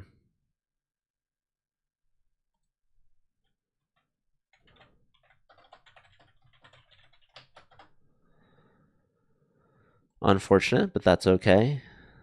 Life goes on. Okay, we already have some crazy eval swings. Guys, if you blink, the match might already be over. What's going on here? Take. I mean, that's just a freebie, but he's trying to pin something here. But the problem is, like, if you play rook here, for example, you're just getting forked. So, just up a piece already for white. Don't go here, by the way. That'd be funny. You can go here, though, perhaps. Here, looking to play here, which is very logical. Would force a queen trade of some sort. So yeah, Nathan up ahead against Jaden. Nathan lost round 1, looking to bounce back, getting some points back for British Columbia. Here, and yeah, just here, trapping the queen. And white says, I'm happy, being up a piece. I don't care if my pawn structure's damaged, ruined, what have you. Let me just keep trading, right? So, yeah, look at this. Bishop has to go to the back rank. And now we could just play rook d1. Any rook to d1. If rook c2, saying I'm skewering you, you could just play rook c1. And now the rook has to either trade or go to b2. These are your options. So rook says, I want to live. I want to stay on the board. Okay, the rook chases him. I don't think you have to chase him all that way, Don't threefold either. That'd be funny. I think it would be cool if you put the rook back to b2 and then play like knight here to here, maybe. Okay, and there's 0 infiltration coming. King here, just an extra safety precaution, honestly. It's kind of funny because black could have threatened actually rook to c2. Would have been very interesting. So that was maybe a big threat. So king f1 might have been more important. Honestly, though, actually, I forgot to mention there was a bishop f1 move. So there wasn't actually any backring tactics, sadly, for black. Happily for white. Okay, knight subs back, trying to say hello. The pawn says, I'm going to damage your structure. Now, boom, bishop h3 check. Huge blunder. Here and now, you can take. Rook takes e2. Importantly, this rook is pinned, actually. So I was going to say rook from d takes e2, but that would be redundant. And now rook takes the whole point of pushing f3. f3 is strong move.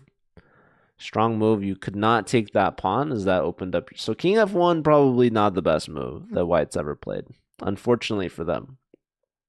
But shout out to white, or black, I should say, for fighting on in this position.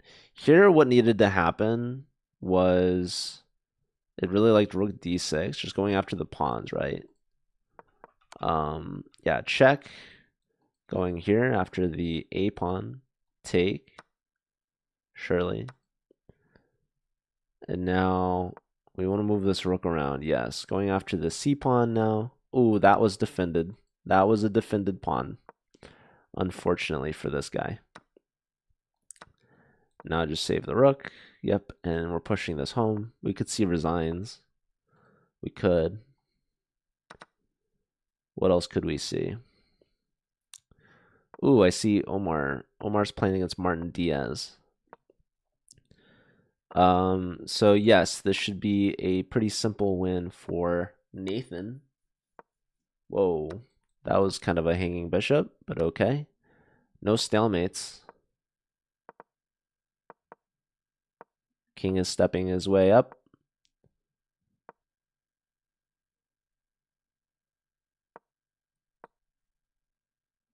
Forcing the king into mate. Very well done. So Nathan gets on the board for their first point, bringing the match within one. Here we've got Sterling versus Dylan. Sterling is like, are they actually 1970? Very strong player, for sure.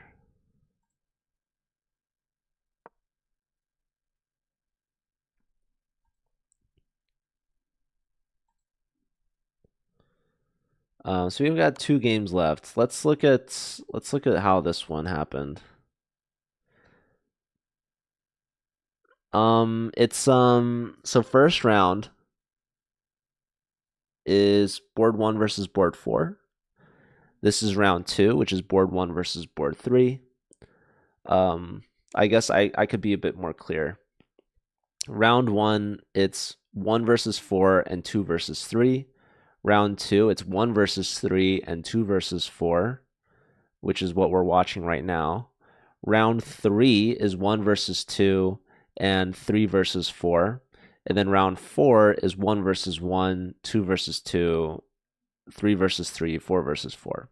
So it's an all play all system. Everyone from one team will play everyone on the other team. And that makes it a best of 16. So the first team to 8.5 points wins. Okay, here, I mean, black is just completely winning. They're up in exchange. So let's see what happened here. Castles, takes. Bishop comes out, preventing black from castling. Knight here, and it's a blunder. Why? Because this pawn is hanging at least. Takes. Look at these knights. Look at this knight, actually. So this knight's hanging. This queen is hanging. So life is pretty rough here. Queen steps here to defend, but now the queen can't defend anymore. So what probably should have happened is we need to step the queen up, because even though we could lose this knight, all we have to do is put pressure on their knights, right? So that was an opportunity missed for white to just keep the queen around, right? You don't really want to go to e3, but d3 is nice. You're pinning this knight, keeping pressure on the second knight. And if they take this knight, then there's a lot of different pins that we could go for that would have worked. Queen trying to hold everything together just doesn't quite work out, unfortunately. So queen steps up. We lose that. Knight here trying to fork everything. But apparently there was a move here. Bishop b2 is quite ridiculous. Takes. I don't know. Oh, and the other rook comes over. So there was a chance. So here now, yeah, the problem is this check, and now there's actually, oh, the knight's pinned. So queenside castles, take, hits this, check, king tucks over to safety. And that's back rank mate. So Sterling is a perfect 2 for 2. No end in sight, honestly. Okay, we've got Om Mahesh. And yeah, Shang Ziwu, board 3 from British Columbia, appears to be AFK, or MIA rather, I should say. So Om Mahesh will get the point, the forfeit point. And yeah, I think Santa Barbara's going to run away with it here. Yeah, all good, Jenny. I don't know if you remember the Pro Chess League at all, but the format was taken from them, definitely. The idea at least. I mean, an all play all 4 versus 4 matchup is not like completely revolutionary, I don't think. Maybe they did it in the US Chess League before it became the Pro Chess League. I'm not sure. You know, here White has this very interesting idea. I would love to see Knight takes F7. I would beg to see it because you're just taking a pawn. You're forking the queen and the rook, right? If you don't take it, you're losing the exchange. And if you do take it, the whole idea is the king not only can it not castle, but the second knight comes in, it hops in, hitting the knight, the king, and e6. Now this, it's just not as it's not as good. You needed the second knight to go back to g5. This is wrong for many reasons. One of them being that they just trade all the stuff, right? You trade off the knight, you trade off the queens. I mean, it's still a good position for white, don't get me wrong, but it's just not nearly as good. If we looked at the sacrifice a little deeper, I mean, you could even do bishop takes if you want. Knight here. If the king goes here, you're immediately just forking the king and the queen. And so where would you go? If you go here, you also get the fork. So the king only has 2 options. If you go here, guess what? Bishop takes, and you're forcing the king onto one of these dangerous spots. Not to mention, you also get the fork. And if the king goes back to e8, we just simply will take anyways. Queen is hit. Queen has to move. Queen to c8. And now knight g7 check. If king goes here, we'll say hello to the bishop now. We're threatening some absolute devastation on the board. And really, chess is just beautiful. You gotta find these sort of tactics. These attacking ideas are just too strong to pass up, really. So, okay. We see this trade. We see the queen trade. We see the bishop trade. Rook takes a pawn. Black finally castles. Bishop out. And now, what do we want to see? This pawn is hit. The computer likes doubling rooks and hitting this bishop, which is kind of interesting. We see c3. Computer doesn't like it so much. It's a little passive. But yeah, I mean, doubling rooks is kind of aggressive because if you, let's say you do this and they take here. Now there's only one strong move it likes, knight f3. It's very interesting. Just defending the bishop. There's definitely no time to take because black will take. Or no, they could just take here, I guess. Okay, anyways. We saw c3, bishop c4, trading one pair of rooks. Let me take a glance at some of the other games. Hello, Fishhead Soup. Thank you for being here and sharing your kindness with us. Always good to see you. Let's check in with Omar. Omar we didn't see in round 1 because his opponent was a no-show. So it looks like we've got the bishop pair for white and a piece is hung, just snagged. And now white says, I'm going to trade off. But hold on, there's a fork? What did the computer want here? Queen e5. I mean, this is ridiculous. Look at this. Queen here just to attack the pawn, and you step right into the fork. So the piece is lost, and then won back again. And now white has a 1 pawn advantage, the c pawn. We force the rook out. We force the rook trade. We give a check. We trade. King steps up. And this is just going to be a matter of zigzwanging your opponent. You've created a 1 pass pawn. And I'm not, yeah, I guess, I mean, white's just going to make an outside pass pawn. Black can make their pass pawn, but yeah, black should have pushed for this. The king can step back if it really wanted to. Here we have to take, and it's a race, dude. Black could swindle here for sure. This is exactly what black should be going for, making their pass pawn. Queen, queen, right? But there's a problem. Don't go here, by the way. Oh, problem. Don't get skewered, by the way. Don't push this pawn. Yeah, wow, it's a draw. Oh, and now it's losing. You can trade here. Yes. White finds it, and the king is going to be boxing out their king. And this pawn cannot get through the king. And this pawn is too fast. Wow, and we see a resignation there.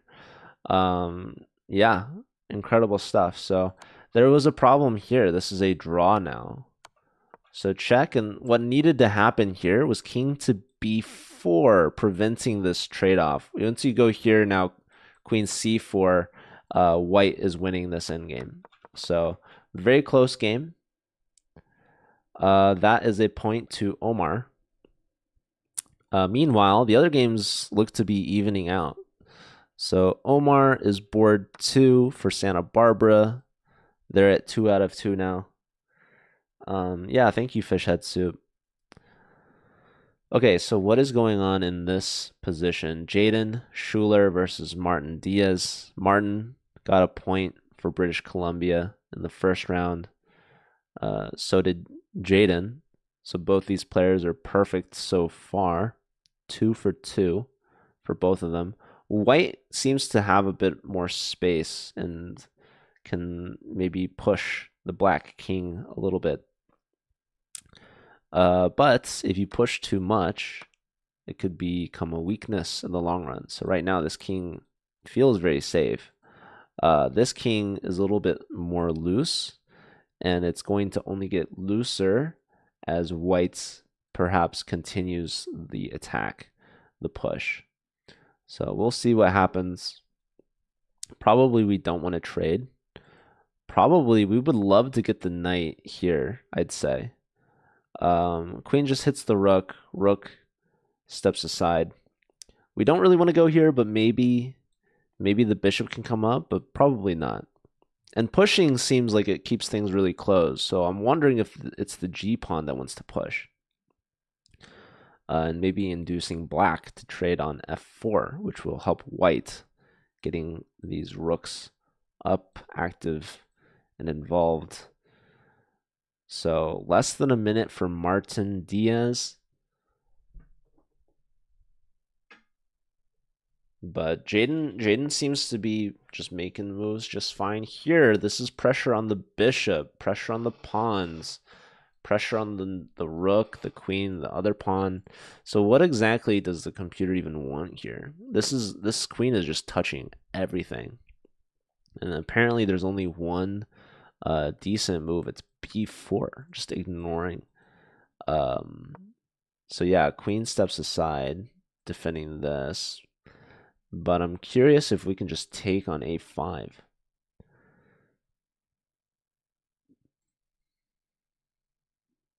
What else is there? I mean, even the d pawn is hanging as well, actually. And yet the computer is saying that the best move is just f takes, and the whole idea, I think, is that the queen was defending the knight. And again, I'm bringing us back to this exchange sacrifice idea.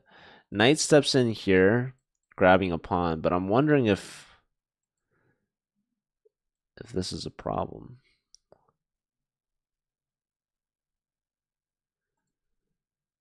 So tell me, what do we do after rook c6? Oh, we just take on a5, do we? Okay. We take on a5, and then we always have a4 to defend the knight if needed. But overall, the computer is not a big fan of this. It thinks it's a missed opportunity. I think taking on e5 is a bit more straightforward, a bit more aggressive. But that being said, it's not easy. right? To just see all these hanging pawns and go for this trade. I'm pretty confident the computer wanted the exchange sacrifice. So if we look at this, the best move, if they take back, yeah, rook takes f6 seems to be the crushing blow. What we ended up seeing was the grabbing of a pawn. We see a trade. Queen now looking to infiltrate. 1 second move. Oh, Martin Diaz flags. Goes down to Jaden. So Jaden just playing a little bit faster. And Santa Barbara's already up to 7 points. Only needing 8.5 to win. Was there another game going on? Yes, we have Om Mahesh, who is low on time but completely winning. Computer says it's forced mate in 5 for white. Takes here. This king is completely smothered. The king stepping out of this pen, losing a bishop, which isn't great. But maybe we just push the e-pawn. No, we did not, apparently. So what needed to happen was rook f6, checking the king, and then you're either taking the knight with check, or the king is preventing the promotion. Anyways, there's a queen on the board now, so that's pretty cool. If you block with a rook, guess what? I'm stepping on up. Otherwise, check, and that's a skewer. I'm taking the rook anyways. And that's mate in 1. GG. Wow. Om Mahesh getting perhaps a little lucky there. Not the best technique. This pawn push is what I would have expected, but we're allowing this. So what needed to happen here was probably we just push this f pawn. f4 check, king to f5. And again, we cannot push this pawn because we're messing things up here. We have to play knight e7 check here. King takes, and now knight takes d5, king up, and only now can we push, and we have to push. And this apparently is winning. So if we go here, if we queen, this is a draw because takes. So what to do here? We play c4, just defending the knight. And yeah, that's pretty rough. This knight's covering the check, the knight's defending the pawn, king's defending the pawn. So all very interesting stuff here. And yeah, Santa Barbara, they're guaranteeing themselves at least a draw. And they can't even get swept in this round unless British Columbia's opponent or player arrives. So 8-2. I think I'm missing some points, honestly. What, 6 games left? I don't know. I see 2 of them having started here. We've got knight f3, move 1 from Sterling, who is a perfect 2 out of 2 right now. No, this is the 4th round. So I'm missing 2 games, 2 results.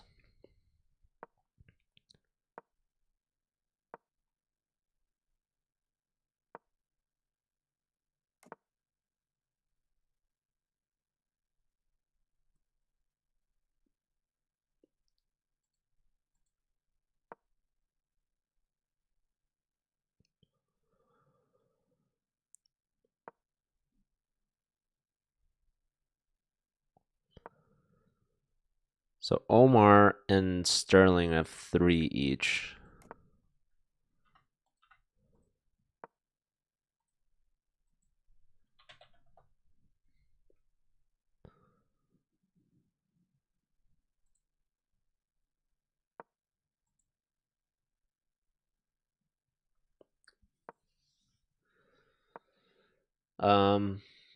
So yeah, a bit of an unfortunate match for British Columbia.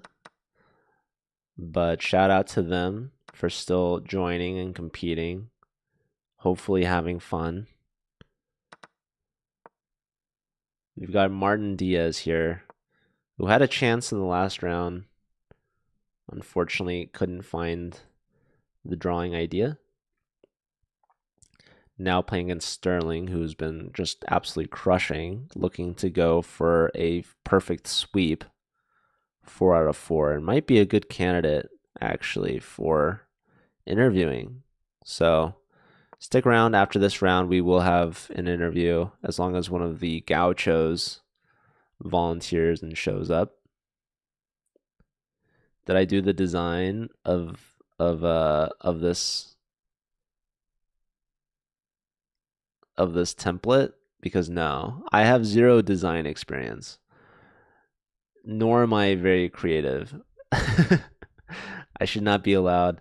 I mean, yeah, luckily chess.com has a team of designers that helps make all of the graphics, the logos.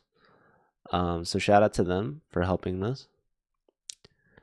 My oil paintings, Greg? No, no, no.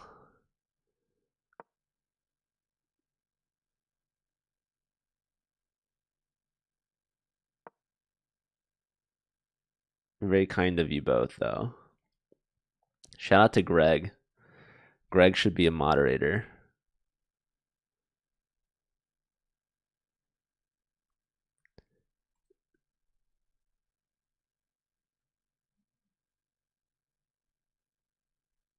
Oh no. We have even more players abandoning ship. Oh, it's so sad. Wait, so I only see Sterling versus Martin right now. Oh, and I have Omar versus Dylan. Okay, and Dylan looks like he's found a nugget of gold here in the dust. Here we go. A Vienna. And yeah, Queen. So here's my advice. Actually, this isn't really advice. This is just literally the top engine move. Actually, well, the computer's saying G6. I play King F8. King F8's a very tricky idea, just defending the G pawn, and we're threatening to actually play D5. So after King F8, the queen has to go to F3 to defend, or not to defend. I mean, to defend itself in a way, but it threatens mate. And a lot of players with black, myself included, have blundered this mate. So, yeah, King F8, Queen F3, and then probably you just develop something. You got to defend this pawn. And it's like, it's awkward, but yeah, it happens. So yeah, here's where black needs to play King F8. It's so deceiving, right? I mean, look at this knight coming in here, attacking this pawn with a fork, attacking this pawn. So these rooks are both at severe risk of endangerment. King F8 was the move to protect them both. Here, black defends one rook, but they leave the other rook hanging. So wait, so if queen takes here now, yeah, there's no defending this. So instead, white develops with the tempo, saying, you know, I can take this at my leisure whenever I wish.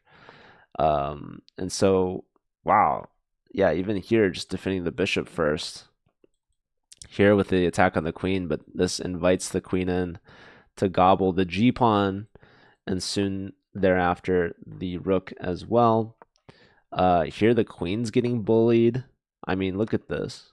Oh my goodness.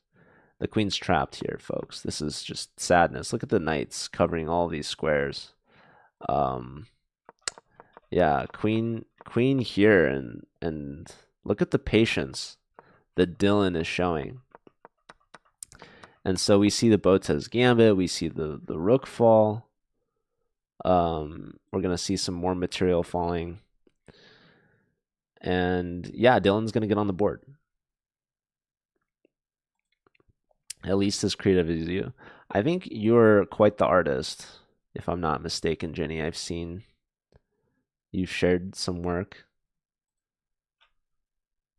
luckily for us. And here we see resignation. So Dylan getting their first and only point of the match. And that leaves us with one last game. So Santa Barbara is officially won. I think Nathan has left. And I think Mahesh, wait. Who would get, Jaden would get the last point for that abandonment, and then Mahesh would also get a point. And now we have the final game of the match, Sterling versus Martin. Now, Jenny is a writer, which is very cool. Okay, so what's going on here? Both sides have two rooks. Both sides have a dark square bishop. Both sides have a king and a queen. However, the difference is... Oh, is that a free pawn? No, doesn't take. So we could take this rook, and that distracts that rook. And then we take, and that is a free pawn attacking the bishop. So perhaps a little bit too fast of a move from Sterling. Take here, rook takes. Pressure on this. But yeah, black has an isolated pawn. White has this 2-on-1. But this king looks really safe. This king is a bit more exposed to the elements here. These pawns have been pushed. The roof of the house has been blown off willingly. But those pawns cannot return. That is part of the rules. Anyways, this pawn does not want to push because then we can get some symmetry, some chemistry, synergy, some teamwork, maybe even some dream work. And Martin Diaz down to 30 seconds. I think they flagged in the previous game. So under 30 seconds and just under 3 minutes for Sterling. And here, I think maybe we should just take the pawn for freebie, you know?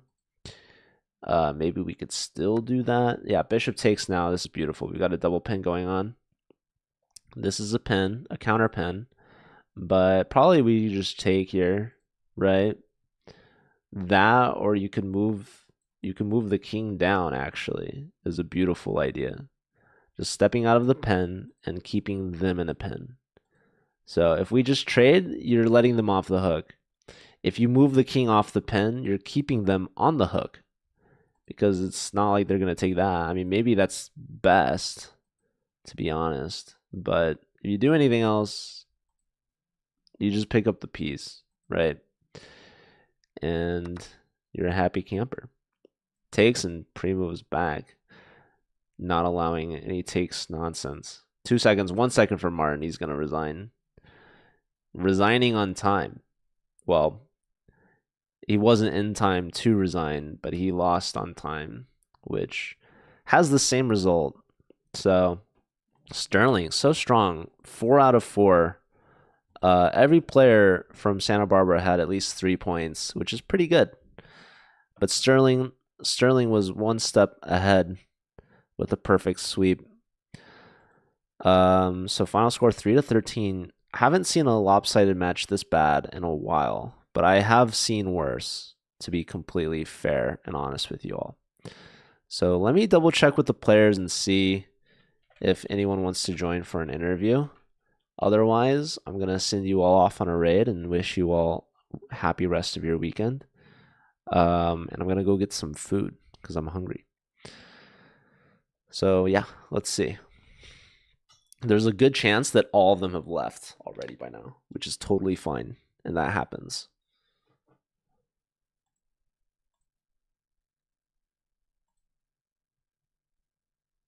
No, it looks like all the Santa Barbara players are still there, and they're probably deciding who wants to stick around. Yeah, thank you, Mark Ciavelli. And still, shout out to British Columbia for playing. Obviously, it's rough when you're missing some players on match day, but appreciate them showing up, the ones that did. And it looks like we have our new guest. Okay, well, they're deciding who. So they're perhaps a little nervous, as one could be. You know, it's a big, exciting moment for these college chess players. This could be their debut on broadcast, you know? So yeah, 13-3, Division 18. This was a reschedule. This could have been their second match of the day, if I'm being honest, because they might have played in a match just before this one. So I will ask them that and more. I will also ask them about the Gauchos and what the weather's like in California. If you guys have any questions for a UC Santa Barbara B team college chess player, let us know in the chat. Um, oh, they already decided. Okay, hold on. I'm gonna be preparing this, so give me a second as I prepare. I'll be right back.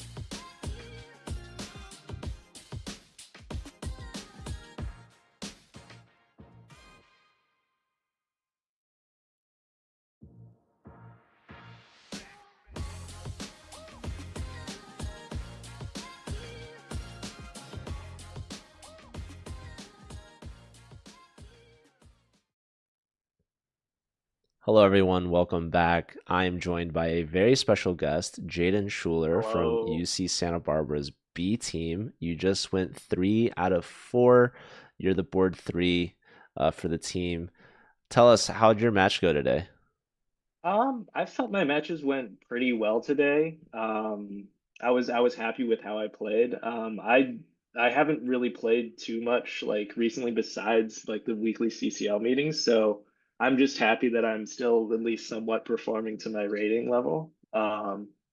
Today, like the 3 games I won, I felt reasonable about. Like the first one was great. Second one, I believe, was the game I lost. Yeah, that was the game I lost. That one, I'd kind of just I got stuck defending for too long and then eventually just made a blunder and lost that game. And then the third one, that one felt rather unfortunate because I felt that guy should like he should have won the game, but he just wasn't taking a look at his time and just lost on time, which was rather unfortunate because he felt to me I felt completely overwhelmed. I don't normally play like against the English very much, so I wasn't too comfortable with the position and I think it showed in how I played. Yeah, that was against Martin Diaz. I did see Yeah, that flag on the stream. So sometimes, if you play fast, you can get a bit I lucky. suppose. Yeah. Um, But part of that is the skill of blitz, right? Making sure that you're playing good enough Hmm. moves in a good enough time to keep the pressure on your opponent both on the board and on the clock. Now, Yeah, you guys, this actually was a rescheduled match, I think, from last week. it So, did was. you Yeah. play a second match earlier today? Yeah, we had a match earlier today. That one went worse for me. I did not. I think I hugged my queen like three, and then 3 out of 4 games. It was not great. But But we also didn't manage to get a sub on in time, so we was playing a 3 against 4. oh, So so you it was a bit guys, rough. did you But lose? we lost. It was surprisingly close. It was I think like 9.5 to 6.5 or something. It was not as bad as it could have been. And who So was that against? it's pretty good. Let me. I don't recall. Let me. Oh, it was. Sorry. It was against the University of Hawaii. It was Oh, their. Hawaii. I saw they were at the top of the standings for your Yeah. division. I don't think they've lost yet. Well, I'm glad we were able to give them a run for their money with So 3 people. you got the Rainbow Warriors there, and maybe you'll get matched up again in the playoffs. This time at Maybe. full strength. So you guys are the B team. How does it Yeah. how is the chess club there? Do you have like obviously you had a problem, but you were able to get a sub in. Yeah. for the match. So as a B team, do you feel like you guys need more players? Do you think there's more people at the club that could join? Um, I think absolutely. Last year I played in the spring version of CCL last year, and we actually ran three teams that year. For us, I think we only were able to field two teams this year just because it's like for us, our school starts really late. We start in late September, so we aren't really able to recruit people for the upcoming fall season. Rather, it's just a bunch of like the former people who actually check their emails over the summer, which isn't too many of us. So we only had two teams this time. But I'd say going to the chess club meetings, I am definitely probably in the lower half of the players there. So I'm certain we could field more players and get more teams on. It'd be Yeah, great. I think Santa Barbara in the past they've had some really strong A-team players. I think you had like a titled player named Kevin. Yeah, he graduated last year, so Yeah, he's no longer with so us, you guys but have he was some great. big shoes to fill. But it's good to know that the club is still growing Oh yeah. and yeah, I definitely know all about the quarter system. I've actually visited UC Santa Barbara a few Oh, times, nice. Okay. right on the coast. It's a Yeah, beautiful school. really Um, is. you're a gaucho, I am. Yeah. so what does that mean to be a gaucho? What does that mean? That means like we very much are in like the work hard, play hard sort of area. Like there are a lot of there are some people who like just play hard, and there are some people who just work hard. But that's generally what the feel I get from here. I'm actually from out of state. I'm not from California, so it was just nice, great to come here and then like meet all these wonderful people who've always been so kind to me. Like rest of the guys in the chess club. I play tennis. A bunch of the guys at the tennis club are great. And it's also like there's still like some level of academic rigor. There's plenty of stuff to do. You can find research to do, whatever. And then of course, as we are very well known for, we have great parties. I personally do not attend them, but I've heard from friends that Oh, they are fantastic. yeah. Well, what year are you? I'm a second year. Okay, so you still have time. Yeah, still plenty of You gotta check out some of those time. world-renowned Santa Barbara Yeah, I parties. really do. I really do. So what state are you from originally? I'm from Connecticut originally. Oh wow, so it's Yeah. quite the change. You probably have a bit better Mhm. weather in Santa Barbara, I imagine. Yeah, I'm very happy that I can wear shorts and a t-shirt in the middle of winter, as compared to just bundled up in a jacket. It's wonderful. So you'll have to go experience some East Coast weather again when you go home Hmm. for the holidays. Yeah, unfortunately, it is what it is. But yeah, Santa Barbara, it's a great place. Who would you say is your main rival? My main rival, or like the school's main rival, or Yeah. my specifically in like the chess club. Do you No, personally have a rival? I don't. I was gonna try to think of one. Our main rival, it's Cal Poly Slow, Slow. for sure. Okay. Okay. Yeah, that's the big soccer. Our We don't have a football team, so our like big sport that we go to is the soccer games, and the biggest game of the year is the Cal Poly Slow game, where even though you're not supposed to, people sneak like frozen tortillas into the stands and toss them onto the field like during the game. Okay. It's quite the I experience. feel like I've heard of that before. Yeah, But yeah, maybe we could set up a slow versus Santa Barbara chess match. maybe. We actually were supposed to have we had an in-person tournament last year against them, where some guys from UCSB drove up to Slow and we played them. There was supposed to be a second one later on, but then like planning fell through. So maybe that'll happen again this year. That would be amazing if we could get that to work. Yeah, I can definitely connect you with their chess club and see if we can make it happen. But yeah, so you've played how many seasons now? Just two, Okay. just spring and fall. And have you felt like your blitz has improved since then? Um, I feel like it has a little bit. I I'd like I said, I don't really play too much outside of these tournaments anymore, outside of these like league formats anymore, but definitely like just my time management has gotten much better because when I used to play a lot, like maybe 6 months to a year ago, I was mainly a rapid player, so I tended to like get down into low time or spend too much time thinking about moves, and then it's just like, okay, my opponent has 2 minutes and I have 30 seconds, and it's just like it is what it is. But definitely gotten much better at the time management part of Blitz for Do you sure. think the Collegiate Chess League should have a rapid format? Um, for me, I think I would love it if there was a rapid format. The issue is like I think it would just take too long. Like I love playing rapid games, but playing what would it be, four matches, like four rapid games in an hour, and trying to get people together to have that block of time to play the rapid games could be a bit difficult. But me personally, I would love to see a rapid game because I don't really have much going on the weekends. But Okay. Well, we might do like a 10-0 rapid. oh, okay, yeah, that would be So good. that could be an idea for next year. Yeah, Um, so stay tuned on that. Otherwise, wonderful. congratulations again on your win. It was Thank you. quite convincing. And I want to wish you the best of luck in the rest of the Yes. season. You guys obviously have 2 weeks left in the regular season and then playoffs. Hmm. So you guys have some membership prizes on the line. And Okay. I wanted to ask if there's any Santa Barbara teammates of yours watching, what would you say to them? What I would say to them, thank you guys for carrying me in the last two matches. I have not played well, so thank you guys for that, and I look forward to seeing you at the next chess club meeting on Thursday. On Thursday. Okay. Shout Yeah, out to the Gauchos. shout Congratulations again, out. Jade. Nice to meet you. Thank you. Thanks for having me. Of course. All right. We'll say goodbye to Jaden, and I'm gonna wrap up the rest of the stream here. I'll let you get going. Thanks, man. You too. Take care.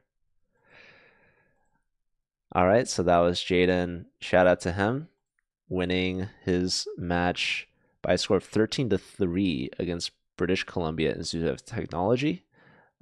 He personally went 3 out of 4, which is very solid. And thank you all for watching and tuning in and being here. Really appreciate it. I hope you're all having a good time. Happy weekend. I'll let you all get going, but we'll send you all off on a raid. So I'm going to find someone to raid. And yeah, I will be back tomorrow morning at 10:30 a.m. Eastern for a rescheduled Division 1 match between St. Louis University and SRM Institute of Science and Technology. That's going to be SLU versus India. Very exciting and looking forward to that. Otherwise, I'll be back commentating again later tomorrow evening. And I'm going to be visiting the St. Louis Chess Club. So if you're in the St. Louis area, feel free to stop on by, check it out. I think Danny Wrench is actually doing a book signing. So that'll be very fun. It's a great book. I was lucky to get mine signed already. But yeah, I'll see you all later. Take care. Have a good one.